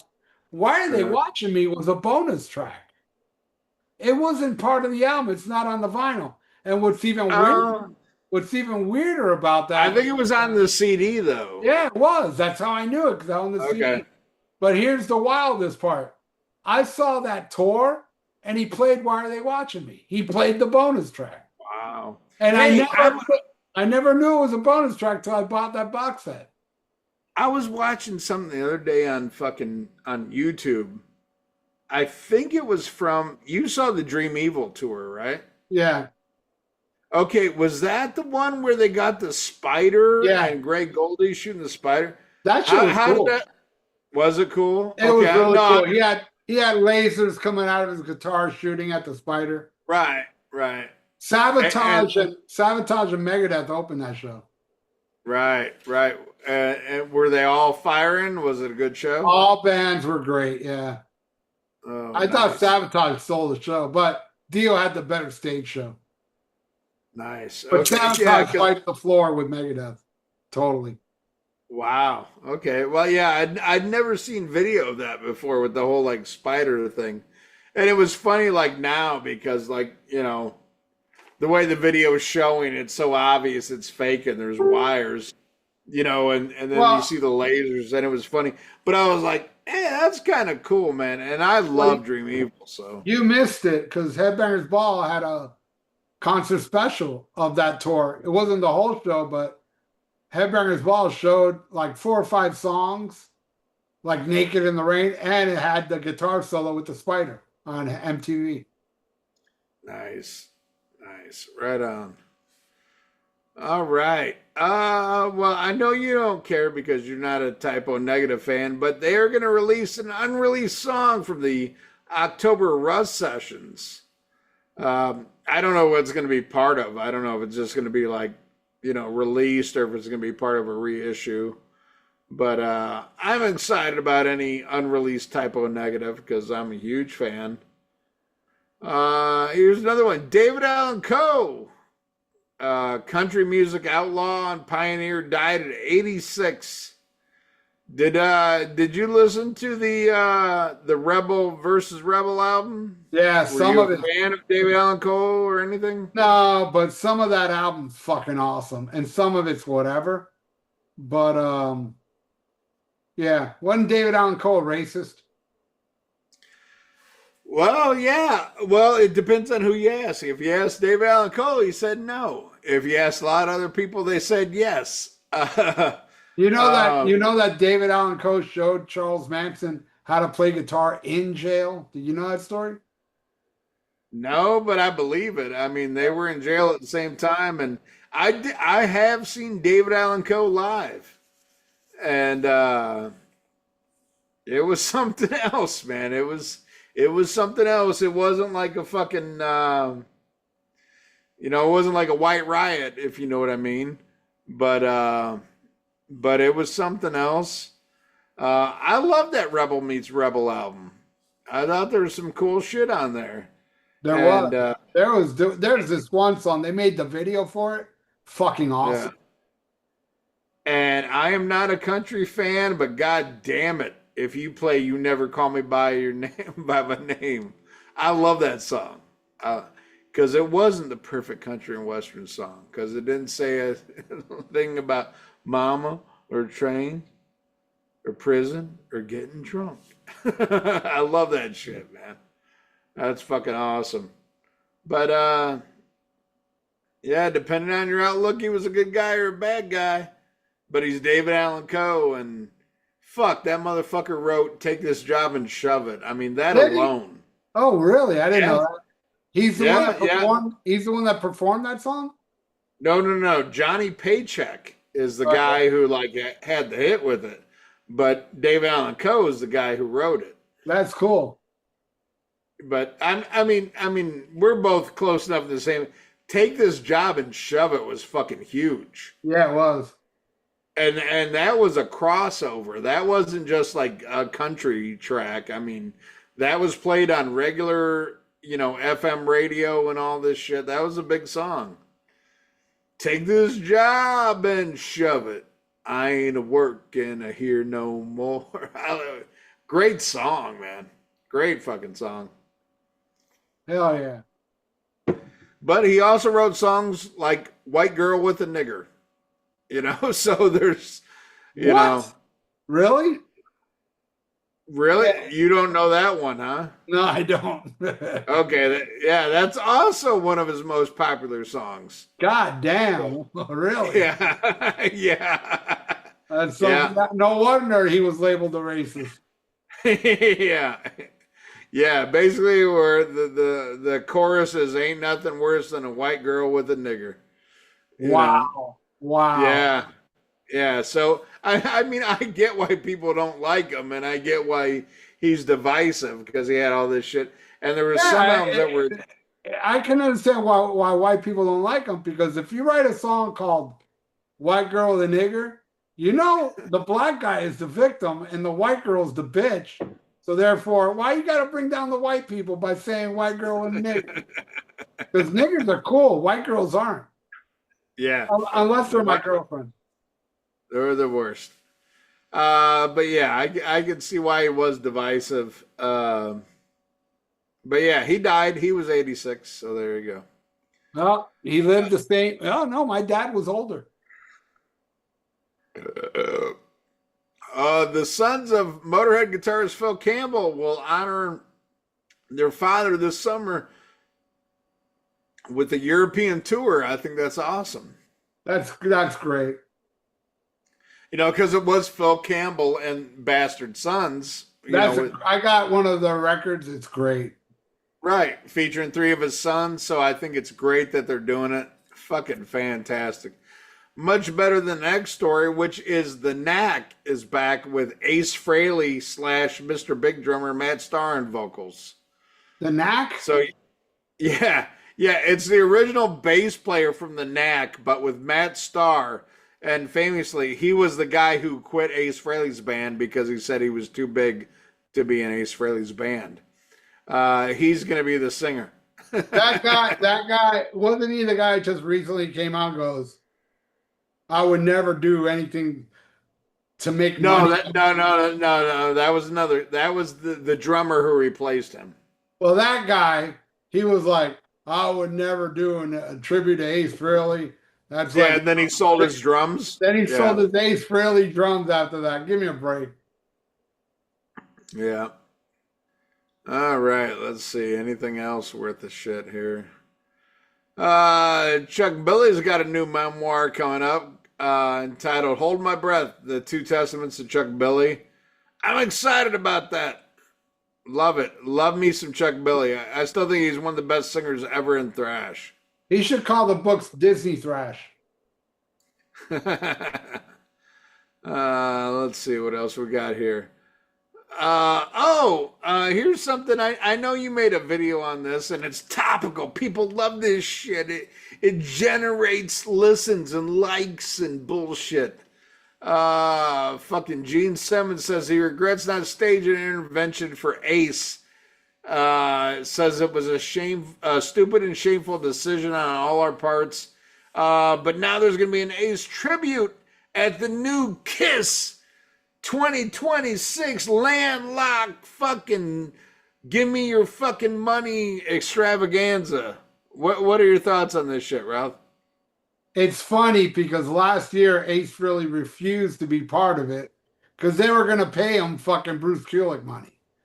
And he's like, fuck that. And now that, we all know they hate Ace. Look, Gene Simmons, like what you just said, recently, I heard the interview too. It was this week, him talking about, I wish we could have done an intervention. He still talks about Ace, like Ace was a drug addict till the end.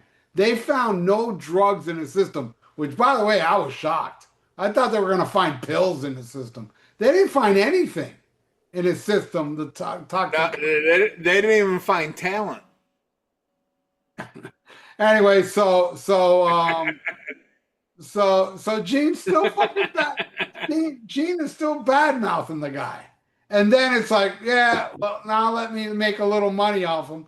And I love how they're billing it Ace Philly tribute where members of Kiss will be on stage. Do you honestly think Paul Stanley will take part in the Ace Philly tribute?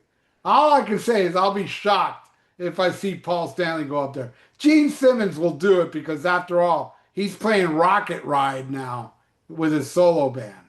But it's just ridiculous, Well, I thought the worst thing now, like they laid out like the how do you say it? The itinerary for the Kiss Cruise landlocked shit, and now they're gonna Rachel Gordon's gonna be on that shit,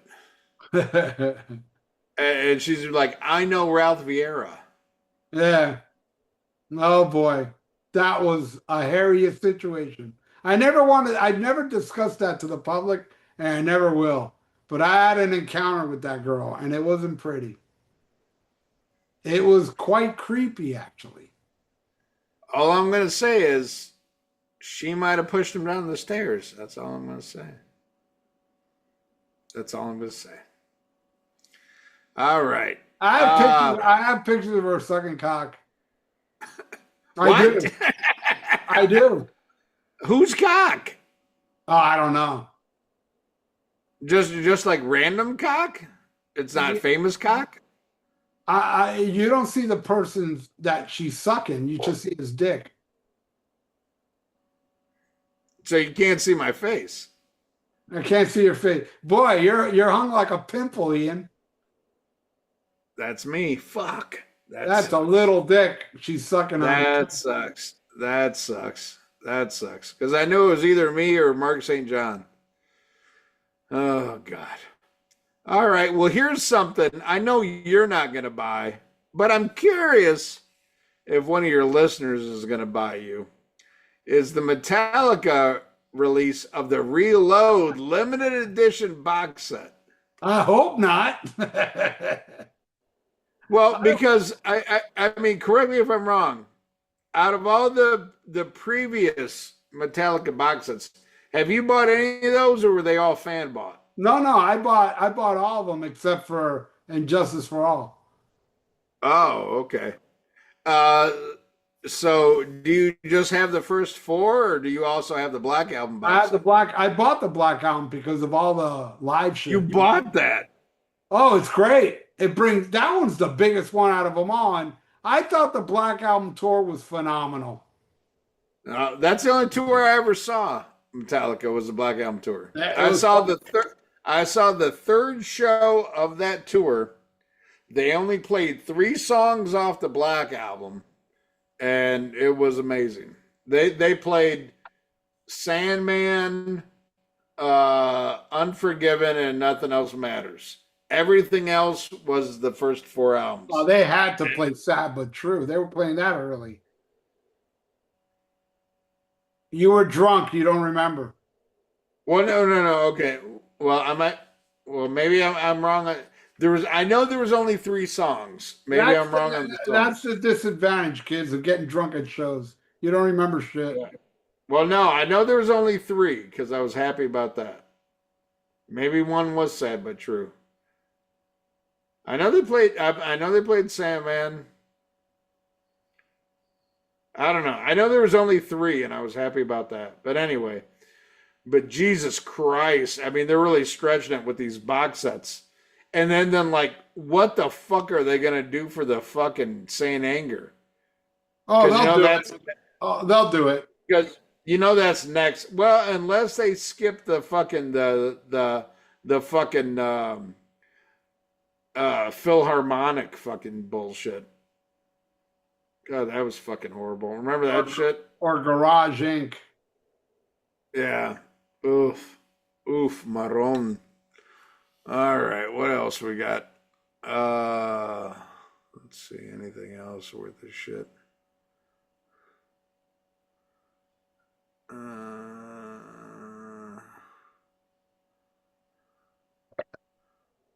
Let's see, I'm looking.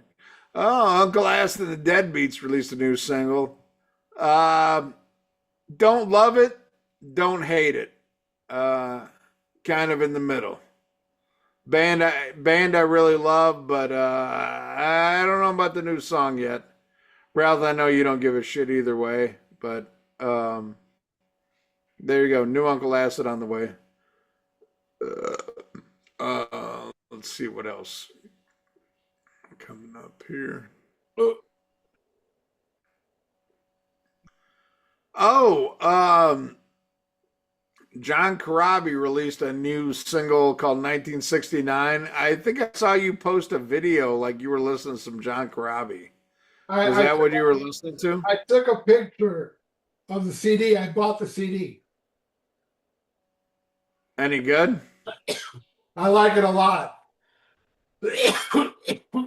Oh, excuse me.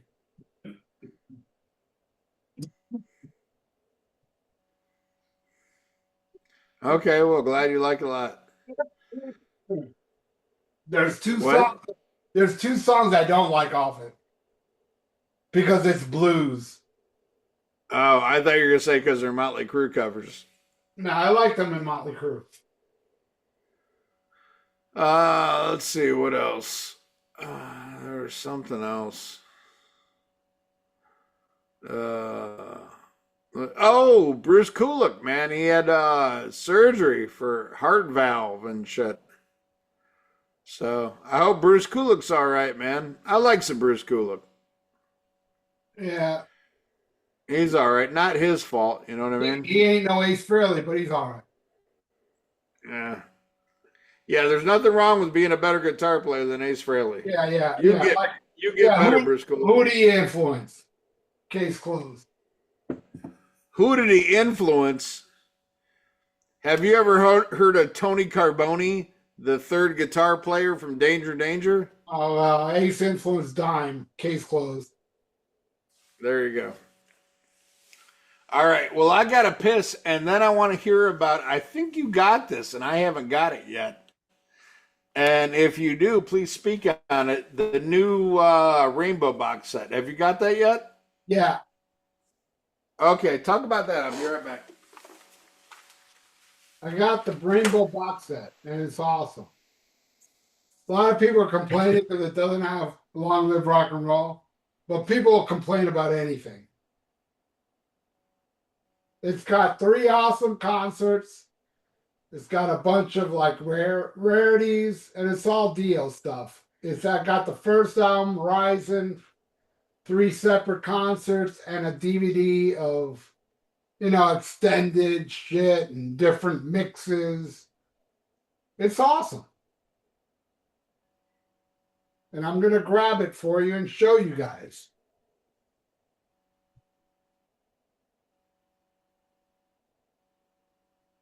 Here it is.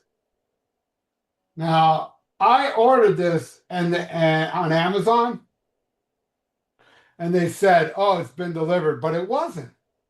And Amazon, they always take a picture of the shit on, say, "Oh, he left it on the porch," but they didn't add no picture. So I wrote them. I said, "Hey, man, what the fuck? I didn't get it. Where's the picture?" So they refunded me the money, and I bought it somewhere else. But yeah, it's cool. It brings like it brings a cool book and like 8. Oh, it brings a cool book. That's good. Brings the book. It brings 8 CDs, and it's fucking phenomenal. You know what's a big reason why it's so good, Ian? Why? Cozy Powell on drums. Thank you very much. All right. Well, one of the things I've been trying to get it. I have not seen it online yet, because I want to steal it. But from what I've seen, it's mostly shit that's already been released. It's like, bootlegs and live shit that I've already had, plus remastered versions of albums I already had. And I thought it was weird that, of course it doesn't have the third album with Ronnie James Dio.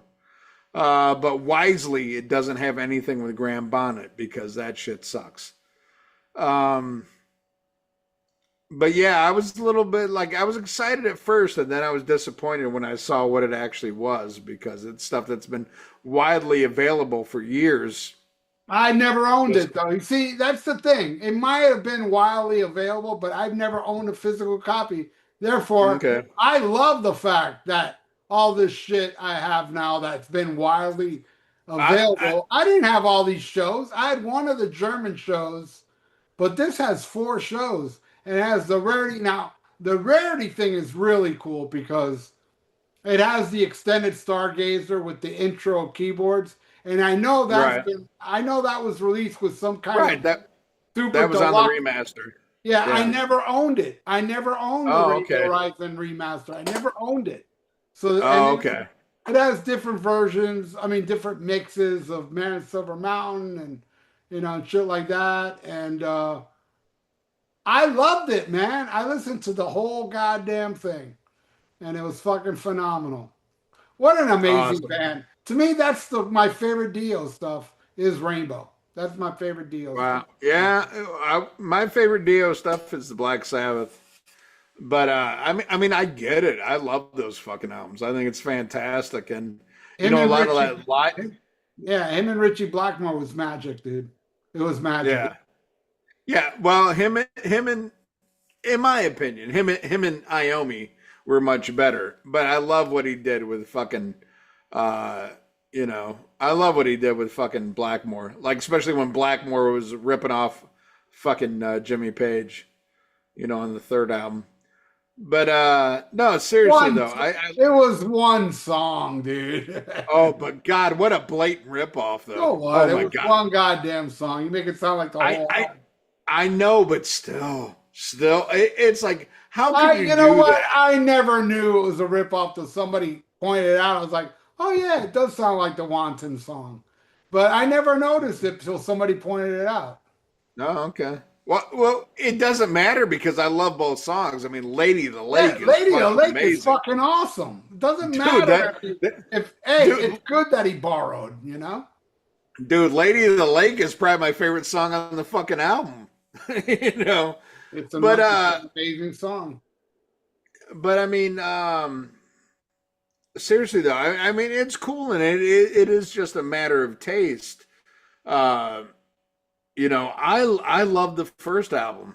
Other than I think we both agree like fuck Black Sheep of the Family. You Black know. Sheep of the Family, if you don't like rock and roll, and I'm not a fan of Catch the Rainbow.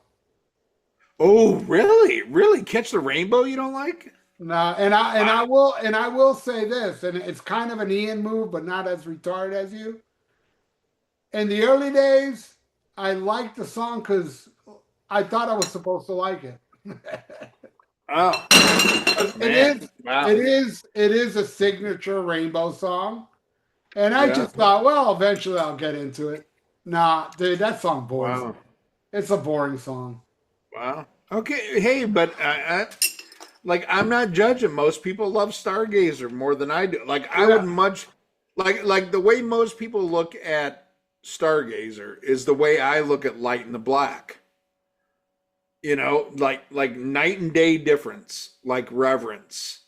I think Light in the Black is way better, but I'm in the minority, so I think the best but song off the first album is Self Portrait. that's a good one. But you That's know my what? favorite. I mean, like even as much as I love Rising, what is that? The Yeah. song about the wolf. I'm Oh, like Run that with the song sucks. Wolf. Yeah, Oh, I like that song. The one I yeah. don't like off Rising is Do You Close Your Eyes. I hate that song. Oh, yeah. That one sucks. That That one sucks. sucks. But I love the rest. And Stargaze is Yeah, my yeah, favorite song. yeah. Star The one you just talked about that sounds like some elf shit. Yeah, it's horrible. And you know what? He recycled that song on Straight Between the Eyes, a song called Power. It's the same goddamn song. Oh, Power sucks, man. Yes. Well, he borrowed from a sucking song. Yeah. Well, I mean that's the thing. Like, I will totally take Joe Lynn Turner era over the Billy Idol era, but yeah, that ain't nothing to write home about either. Even though I love, I love all that shit. I love Grand but I Bongo. tell you what, Stone Cold, I will put up against damn near any of the Ronnie James Dio songs as far as like a perfect song. Stone Cold is fucking perfect. In my That is. opinion, Stone Cold may have the greatest guitar solo Richie Blackmore's ever laid down on tape, along with Highway Star. Highway Star and Stone Cold are my two favorite Richie Blackmore guitar solos. Mm, that's I would have to sleep on that shit. But Stone Cold is fucking amazing. I love that, and Amazing. that's a great album, man. Fucking And Eyes of Fire. That may be the best song he did with fucking Joe Lynn Turner. Death Alley Driver. Come on. I don't know. I was the Joe Lynn Turner era. It's like there's songs that I really fucking like, but like as an album though, I love it. I don't have no problem. yeah. I didn't care. I didn't care for him so much as album, but there's songs here and there that I fucking love, man. I I thought really fucking they love. did three great albums with Joe Lynn Turner. I love all three of them. What do you what? I interested to hear this on you. What do you think of Slave and Masters? You know what? I like it more now than I did back in the day. And back in the day, I was very disappointed by it. But now, to me, I was listening because of Tony Dio. Tony Dio was Yeah. praising it, and I own it on CD. I was like, let me give it another chance. And I think the reason I hated it back then because it sounds like Rainbow. It doesn't sound like Deep Purple. It does. And It it's a it good does. Rainbow album. It sounds like a good Rainbow album. It's not a bad album. I actually liked it. But I love. I mean, what was the single? King of Fools. King of Dreams. King of Dreams. King of Dreams. I love that song. I love it. Not a good fucking Deep Purple song, but it like as a Joe Lynn Turner Rainbow album song, fucking amazing. Good shit. All right, well, fuck it. That's enough of the fucking news. Let's get into what we're doing, and this is a fan requested episode. The first and last. Yeah, first and last, and I'm sorry. I'm gonna give you props and requests on the next episode. Because I'm too drunk to fucking look up who requested this. But this is a fucking three-way. This is a fucking three-way episode. And I want to say right now, we've been doing some changes on the Rock and Metal Combat podcast here. Normally, you guys knew us for doing album reviews. And then Ralph wanted to break it up, and we started doing like the track by tracks. In my opinion, track by track, it's cool, man. It's something different. But track by tracks, that's an almost human thing. That's a Ralph Vieira thing. You know what I mean? I feel like I don't want to get into that the same way we did the fucking album reviews. So I have an idea for something I would like to do next week for the Rock and Metal Combat podcast. But this is one, I threw it to Ralph, and I thought Ralph would be like, oh, fuck this shit. He's like, no, that's a good one. Okay, we're going to do that one. So this is a triple fucking album review. Which I just, even the concept blew my fucking mind. But then I knew we had, at least this person knew we were going to do like the good version of fucking Number of the Beast. Not that horrible one with fucking Total Eclipse, but with the two good songs. What? So, yeah. Yeah, you're fucking Total Eclipse, he's nuts. I love Total Eclipse. Love it. But anyway, here's the thing, like right before we started recording this, I realized that I was using the British version of one of these albums, and Ralph was using the American one. And I was like, well, fuck it. I mean, this could be like a totally weird fucking, version of a track by track. And he goes, Ralph's like, you know what? I don't drink. I don't do drugs that much. He goes, you can throw any version at me you want, and I'm going to fucking handle it. So, hats off to Roy Harper. This motherfucker is REO Speedwagon rolling with the changes and shit. So he's going to change. I just said, as long as they have the same songs, I don't care what order. I know the songs. Yeah, no. Hey, better than me, because Ralph, like when we were talking about this episode, and Ralph's like, what 3 albums are we doing? I sent it to him this morning. He goes, good. I don't have to do notes. I still do notes no matter what, because I don't have the mental fucking, like this motherfucker's like Mary Lou Henner. He remembers everything. He remembers who he fucked. He remembers every episode of Taxi. He knows all this shit. I have to refresh myself.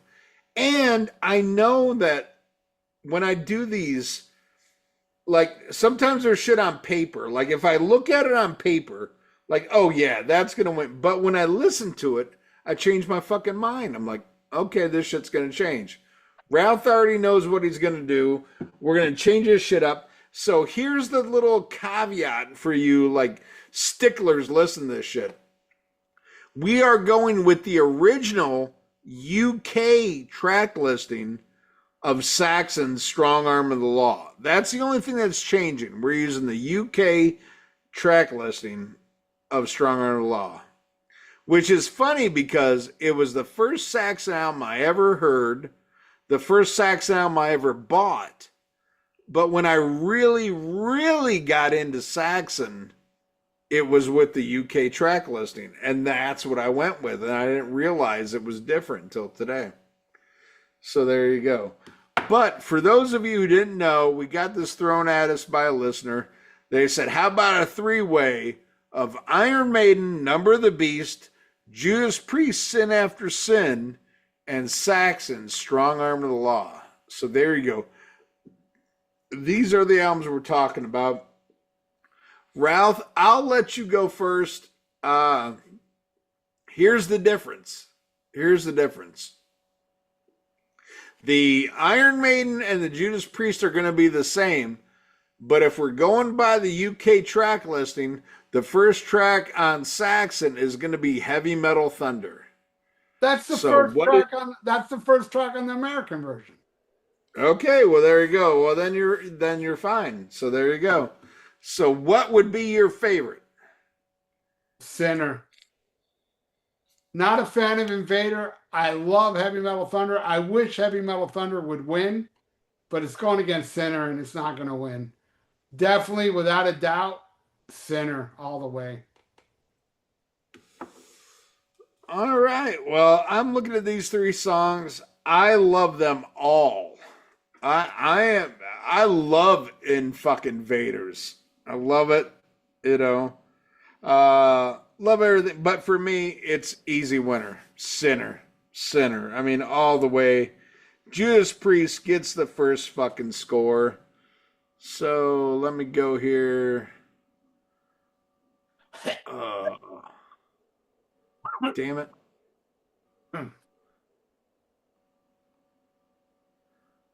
Oh man. It's I don't know the Saxon one, but it's Diamonds and Rust, Children of the Damned, and the American version of Saxon is To Hell and Back. Yeah, no, hold on a second. Oh, fuck. What the fuck are you looking for? There we go. I'm looking. Hold on. Drunk bastard. I know, right? Here we go. Sorry. Know, right? All right, there we go. Judas Priest. Oh, all right. Goddamn, you just did that to change a screen. I did. Really? You got to stop with this bullshit. Do all like right. me. Get CGI. All right. All right. Second song. We got, hold on. Here we go. To Hell and Back again. Oh, wait. Children of the Damned and Diamonds and Rust. Yep. Which one's your favorite? Man. I'd love to give it to Hell and Back. Man, these Saxon songs are killing me because they're so good. But I got to give that one to Children of the Damned. Interesting. All right. Well, let me look at mine. Going through what we got. Oh! I got to do the same. Children of the Damned. Three great songs, really. But to me, one's like great song, one's a good song, and then one is Children of the Damned. Gotta go Children of the Damned. Then we go to the next one. Oh my God. Track number 3. And this is, if I go through the list, it's Starbreaker. Prisoner. What do we got here? Prisoner. Yeah, Prisoner and Strong Arm of the Law. Fuck, dude. Strong Arm of the Law. Saxon gets this one with the title track. Love all these, but Strong Arm of the Law gets the win. What do you think, Ralph? Prisoner all the way. All right. All right, we'll take the next one. 22 Acacia Avenue versus, is it Last Rose of Summer? Yeah, Last Rose of Summer. And let's see. What's the Saxon one? I'm going for it right now. And take your chances. Yeah, 22 Acacia Avenue. All right. Well, I'm looking at all those. And let's see. One's good. One's classic. But the other one is Last Rose of Summer. I cannot go against that. I've seen a lot of people online like bitch about this song. not like it. But Hawford's voice, the fucking guitar leads on this. And this is one of those like early ones, so I don't know like who does the leads, who does this. Considering it was like Tipton was the writer, I'm gonna go with like Tipton is the one I doing the I lead. think I actually think it's KK. Really? Yeah, I think that's a KK solo. Whew, I don't know. Whoever did it, fucking hats off to fucking Roy Harper, dude. That fucking solo on this. Between that and the vocals, man, this to me is an all-time Priest classic. Oh, I I love don't know it. if I don't know if they've ever played it Yes, live they or have. they have. I have a bootleg recording from the audience, them doing that at a club. What year? That year, the year that album came out. Okay, so like not since this album came out though. No, I don't think they've done it after that, no. Oh, I oh my love, God. I love Here Comes the Tears. I love this whole album. I love this whole fucking album. But Okay, 22 well, Acacia, 22 Acacia Avenue takes the cake for me, man. okay. Well, we differ there, but no, man. I fucking love this one, man. Last Rose of Summer, fucking amazing. All right. Now we go to the fifth track, which is on Saxon. It's 20,000 feet. On Judas Priest, it's Let Us Pray, Call for the Priest. And on Maiden, it's Number of the Beast. Man, all worthy, but an easy fucking victory for me for Iron Maiden, man. Fucking Number of the Beast. What do you think, Ralph? Not even close. Let Us Pray, Call for the Priest may be the most underrated Judas Priest song, along with Hero's End off Stained Class, with the double bass, Simon Phillips. That is the most epic fucking song. And to tell you the truth, I love Number of the Beast, but I put 20,000 feet above Number of the Beast as well. But I love Wow. Number of the Beast. I do love the song. I'm not saying it's bad, but I think the other songs are better. But man, Call for the Priest, forget it. That to me is not even my favorite song off the album. That we haven't discussed yet. Wow. All right. Well, you take the next one. All right, what is it? I know it's isn't it Raw Deal? All right. For Saxon, it's Hungry Hungry Years. Years. For Priest, it's Raw Deal. And for Maiden, it's Run to the Hills. All great. All three are great. Now, and I want to say something about Raw Deal. A lot of people love to bring up the fact that Judas Priest writes these gay type songs like Jawbreaker, oh, Grinder, oh, Ram It Down, so gay. Actually, those songs aren't gay at all. If you listen to lyrics, there's nothing in those lyrics that are gay. Raw Deal, on the other hand, in the lyrics, he walks into a bar in Fire Island. Hello. Well, Jawbreaker's pretty good. No, it's not. He doesn't say it. Okay. What he says in Jawbreaker, you can interpret him banging a girl as well. Like a girl's. But what girl is at a bar in Fire Island? Come on, give me a break. All right, here, None. I got to say, I love Raw Deal.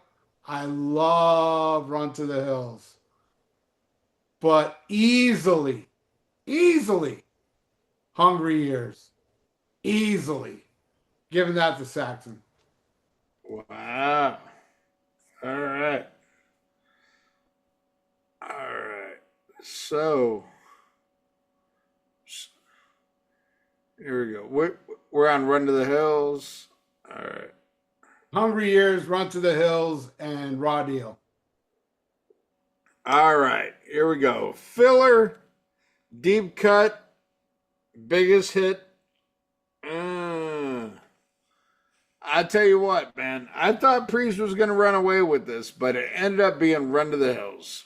I got to go with that. As much as like I never need to hear it again, that shit is fucking amazing and a great track. And that's the Run, one that wins for me. Run to the Hills fucking rules. It's them writing a song about Indians that doesn't sound gay like when Anthrax did it. Well, that's why I thought, you didn't pick it right away because it's about Indians and you I hate love Indians. I love Run to the Hills. I love that song. Love it. And you know what's my favorite part of that song? Clive fucking Burr.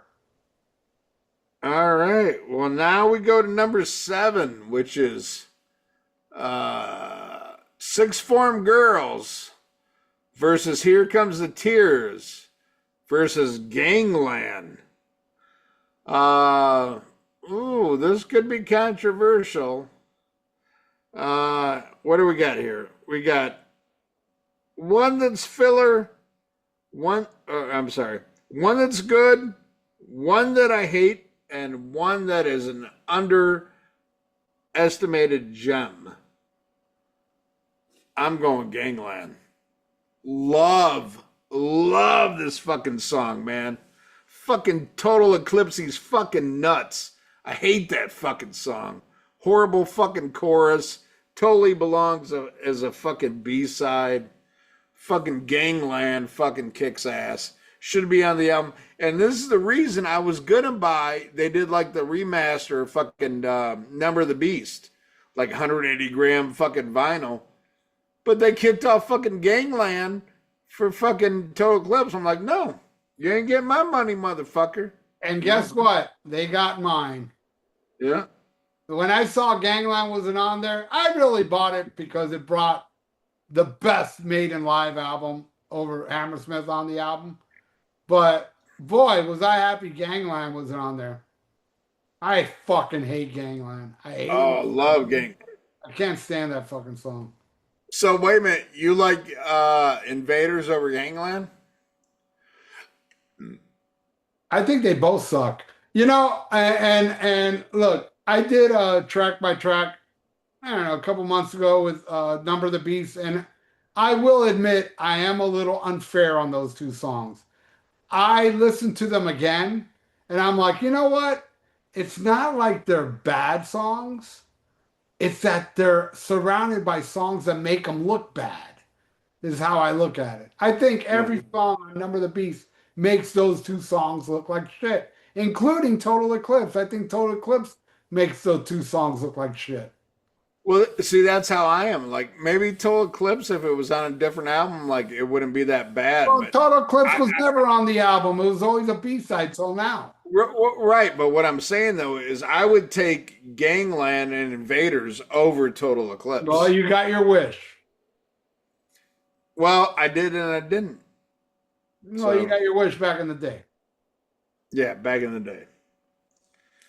All right, well, take the last round. Well, I didn't tell you which one I picked. Oh, okay. What you got? Here Comes the Tears. Ugh! Oh my God! Yep. Oh my God! Yeah. Hey, that's my reaction of you liking Gangland. So what the fuck? Oof. Oofa. Oofa. Oh my God. All right. Well, while I try to digest that, you take the last one. Holy fuck. Which is. Oh my God. Dallas 1. Oh, that's a rough one. Dallas 1 p.m. The roughest. Dissident Aggressor and fucking Hallowed Be Thy Name. All right. I'll tell you right now. Dallas 1 p.m. may be my favorite off the Saxon. Hallowed Be Thy Name, I think, is the greatest song Iron Maiden ever did with Bruce Dickinson. Descent Aggressor wins. And I should say, Descent Aggressor wins easily. Wow. All right. Well, I'll tell you what, man. I was. This was by far the roughest. To me, these are all 10 out of 10 fucking classics. But I can't go against Hallowed Be Thy Name.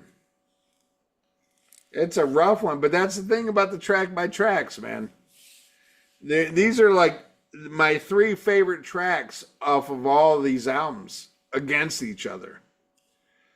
But holy fuck, man. Hallowed Be Thy Name. Fuck. Yep, that one wins. So for me, uh, 5 for Maiden, 2 for Priest, 1 for Saxon. What do you got, Ralph? 4 for Priest, 3 for Maiden, 1 for Saxon. Wow. So pretty fucking close. And I would say, as far as album wise, I think that's the order I like them. I like Sin After Sin the best, and Number of the Beast, then Strong Arm of the Law. Yeah, I would say with me, it's kind of like that too. I would take Number of the Beast over Sin After Sin just barely, and then Strong Arm of the Law. You know, it's weird how things could have changed if it was like, you know, Denim and Leather, you know, or fucking Wheels of Steel, you know. I'll tell you right now, if we would have Denim and Leather here instead of Strong Arm of the Law, track 1 would have won. Prince of the Night would have won for me. Yeah. No, it's an interesting lineup. Nah, it's cool, man. I would love to hear what you guys, you know, let us know in the comments, you know, on the YouTube page. Let us know what you guys would have picked. This is a pretty fucking epic kind of pick. And it's one of those like, oh man, that's a lot of work. But like Ralph said, when it was put forward to us, like, damn, that's a good one. We got to do it. But here's something I would like to do next week. And Ralph, let me know. You know, we haven't talked about this. Like I said, you know, we're mostly known for the album reviews. Lately, we've been doing track by tracks. Here's something I'd like to do next week. Let me know what you think about this. How about 80s Black Sabbath? Just like an overview.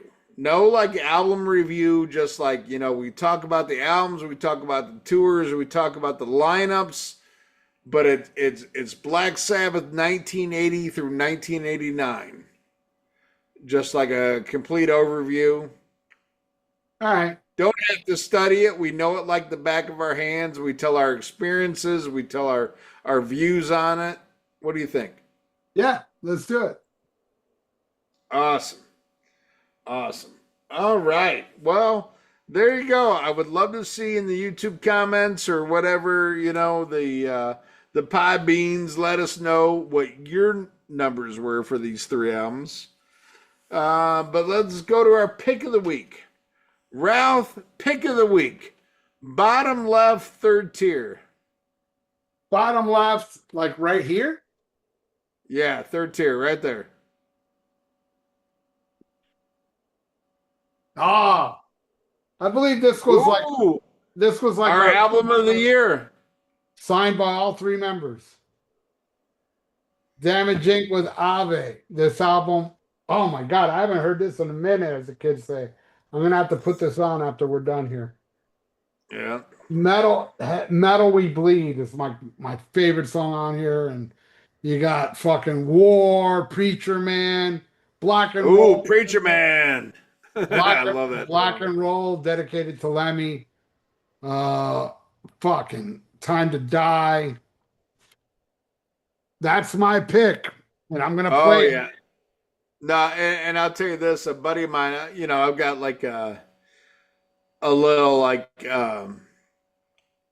what do you call it? Not like an email chat or whatever, but like a text chat between me and 3 guys that we went to high school together. We still listen to metal, and we text each other back and forth. And my one friend, Chris Soppy, he sent me the new Venom from the new, like, you know, Kronos's Venom album. And I was like, yeah, it's a pretty good track. I go, but it doesn't come close to touching the first Venom Inc. album. I'm like, to me, that is like fucking ungodly. You know, I'm like, that album kicks so much ass. And how rare is it that Ralph and I both agree? Like, I think there's 2 times we agreed on album of the year, and that was Venom Inc. and Deep Purple. It's like the only times we've ever agreed since we started doing this podcast on like what was the best album. So yeah, man, I love that shit. Venom Inc. All about that shit. But I'll go to my pick of the week. I'm going to my vinyl. I grabbed a couple of vinyl. I do this shit out in my garage, but I grabbed some shit up from my listening room upstairs. And this one is, in my opinion, one of the greatest albums of all time. We're talking about Alice in Chains' Dirt. I love that album. Get this motherfucker on vinyl. Holy shit. My favorite song on that album, Wood. Oh. Hard for me to pick one, but man, if you say Wood, I ain't gonna fucking argue with you. I mean, it's fucking masterpiece. Great fucking album. This is a great pressing that I have from England on a label called Music is Vinyl. It's 180 gram. Fucking amazing. I did somebody asked me to do a track by track of Alice in Chains' Dirt versus Alice Cooper's Killer. Alice in Chains didn't get a point. Not 1 point. Wow. And I was explaining, man, it's timeline. I grew up with Alice Cooper. I've had that album since the 70s. Yeah, see, I can't even judge on that because I love them both so much. But I do too. I would have to go. I would have to go. Listen, I can't imagine Alice in Chains would get shut out. Then again, but if you tell me though to my ears like Killer, I'm like, God, what the fuck goes against that? Killer wins every song, in my opinion. Oh, fucking fantastic. But here's another one. This is a bonus one, and this is for Count Ralphus. Because I love Count Ralphus. This motherfucker, I love this dude. I really do. Here we go. My wife said, I don't know if I talked about this on the last episode. I finally got my stereo system. I finally got my Dolby Atmos. Yeah, you talked about it. All right. Well, my wife said, she goes, well, I want a vinyl for me. And I was like, all right, what do you want? And she goes, I want to hear Heading for a Heartbreak on vinyl. And I got it, motherfucker. Good album. Not only do I got it,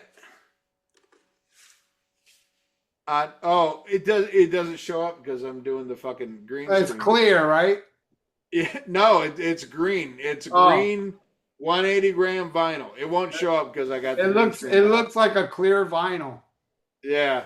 No, but you know what but what's so funny is it came on my I was driving in my car and I put my shit on my phone on random and shit like that. Some shit came up and I'm laughing because I knew it was total timeline. Like, if I didn't know this shit when I was a freshman in high school, there's no fucking way. There's no fucking way I would like this song. But I do remember the girl I was dating. I do remember what happened in, fucking January of 1989. I do know this shit. And I fucking love it. It's great. And, I'm sorry, Count Ralphus. I know I'm breaking your heart. I know I'm doing all this shit, but it is what it is. But I love Winger. I have no excuse. I love Winger. But you know what, Count Ralphus? If you don't like this, there's this. And if you don't like this, you can eat a dick straight up because this is like listen to this and then come tell me about Motley Crue, Then come tell me about Animalize.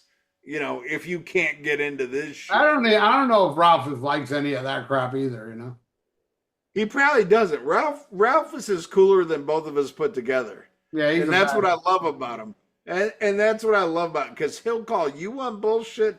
He'll call me on bullshit.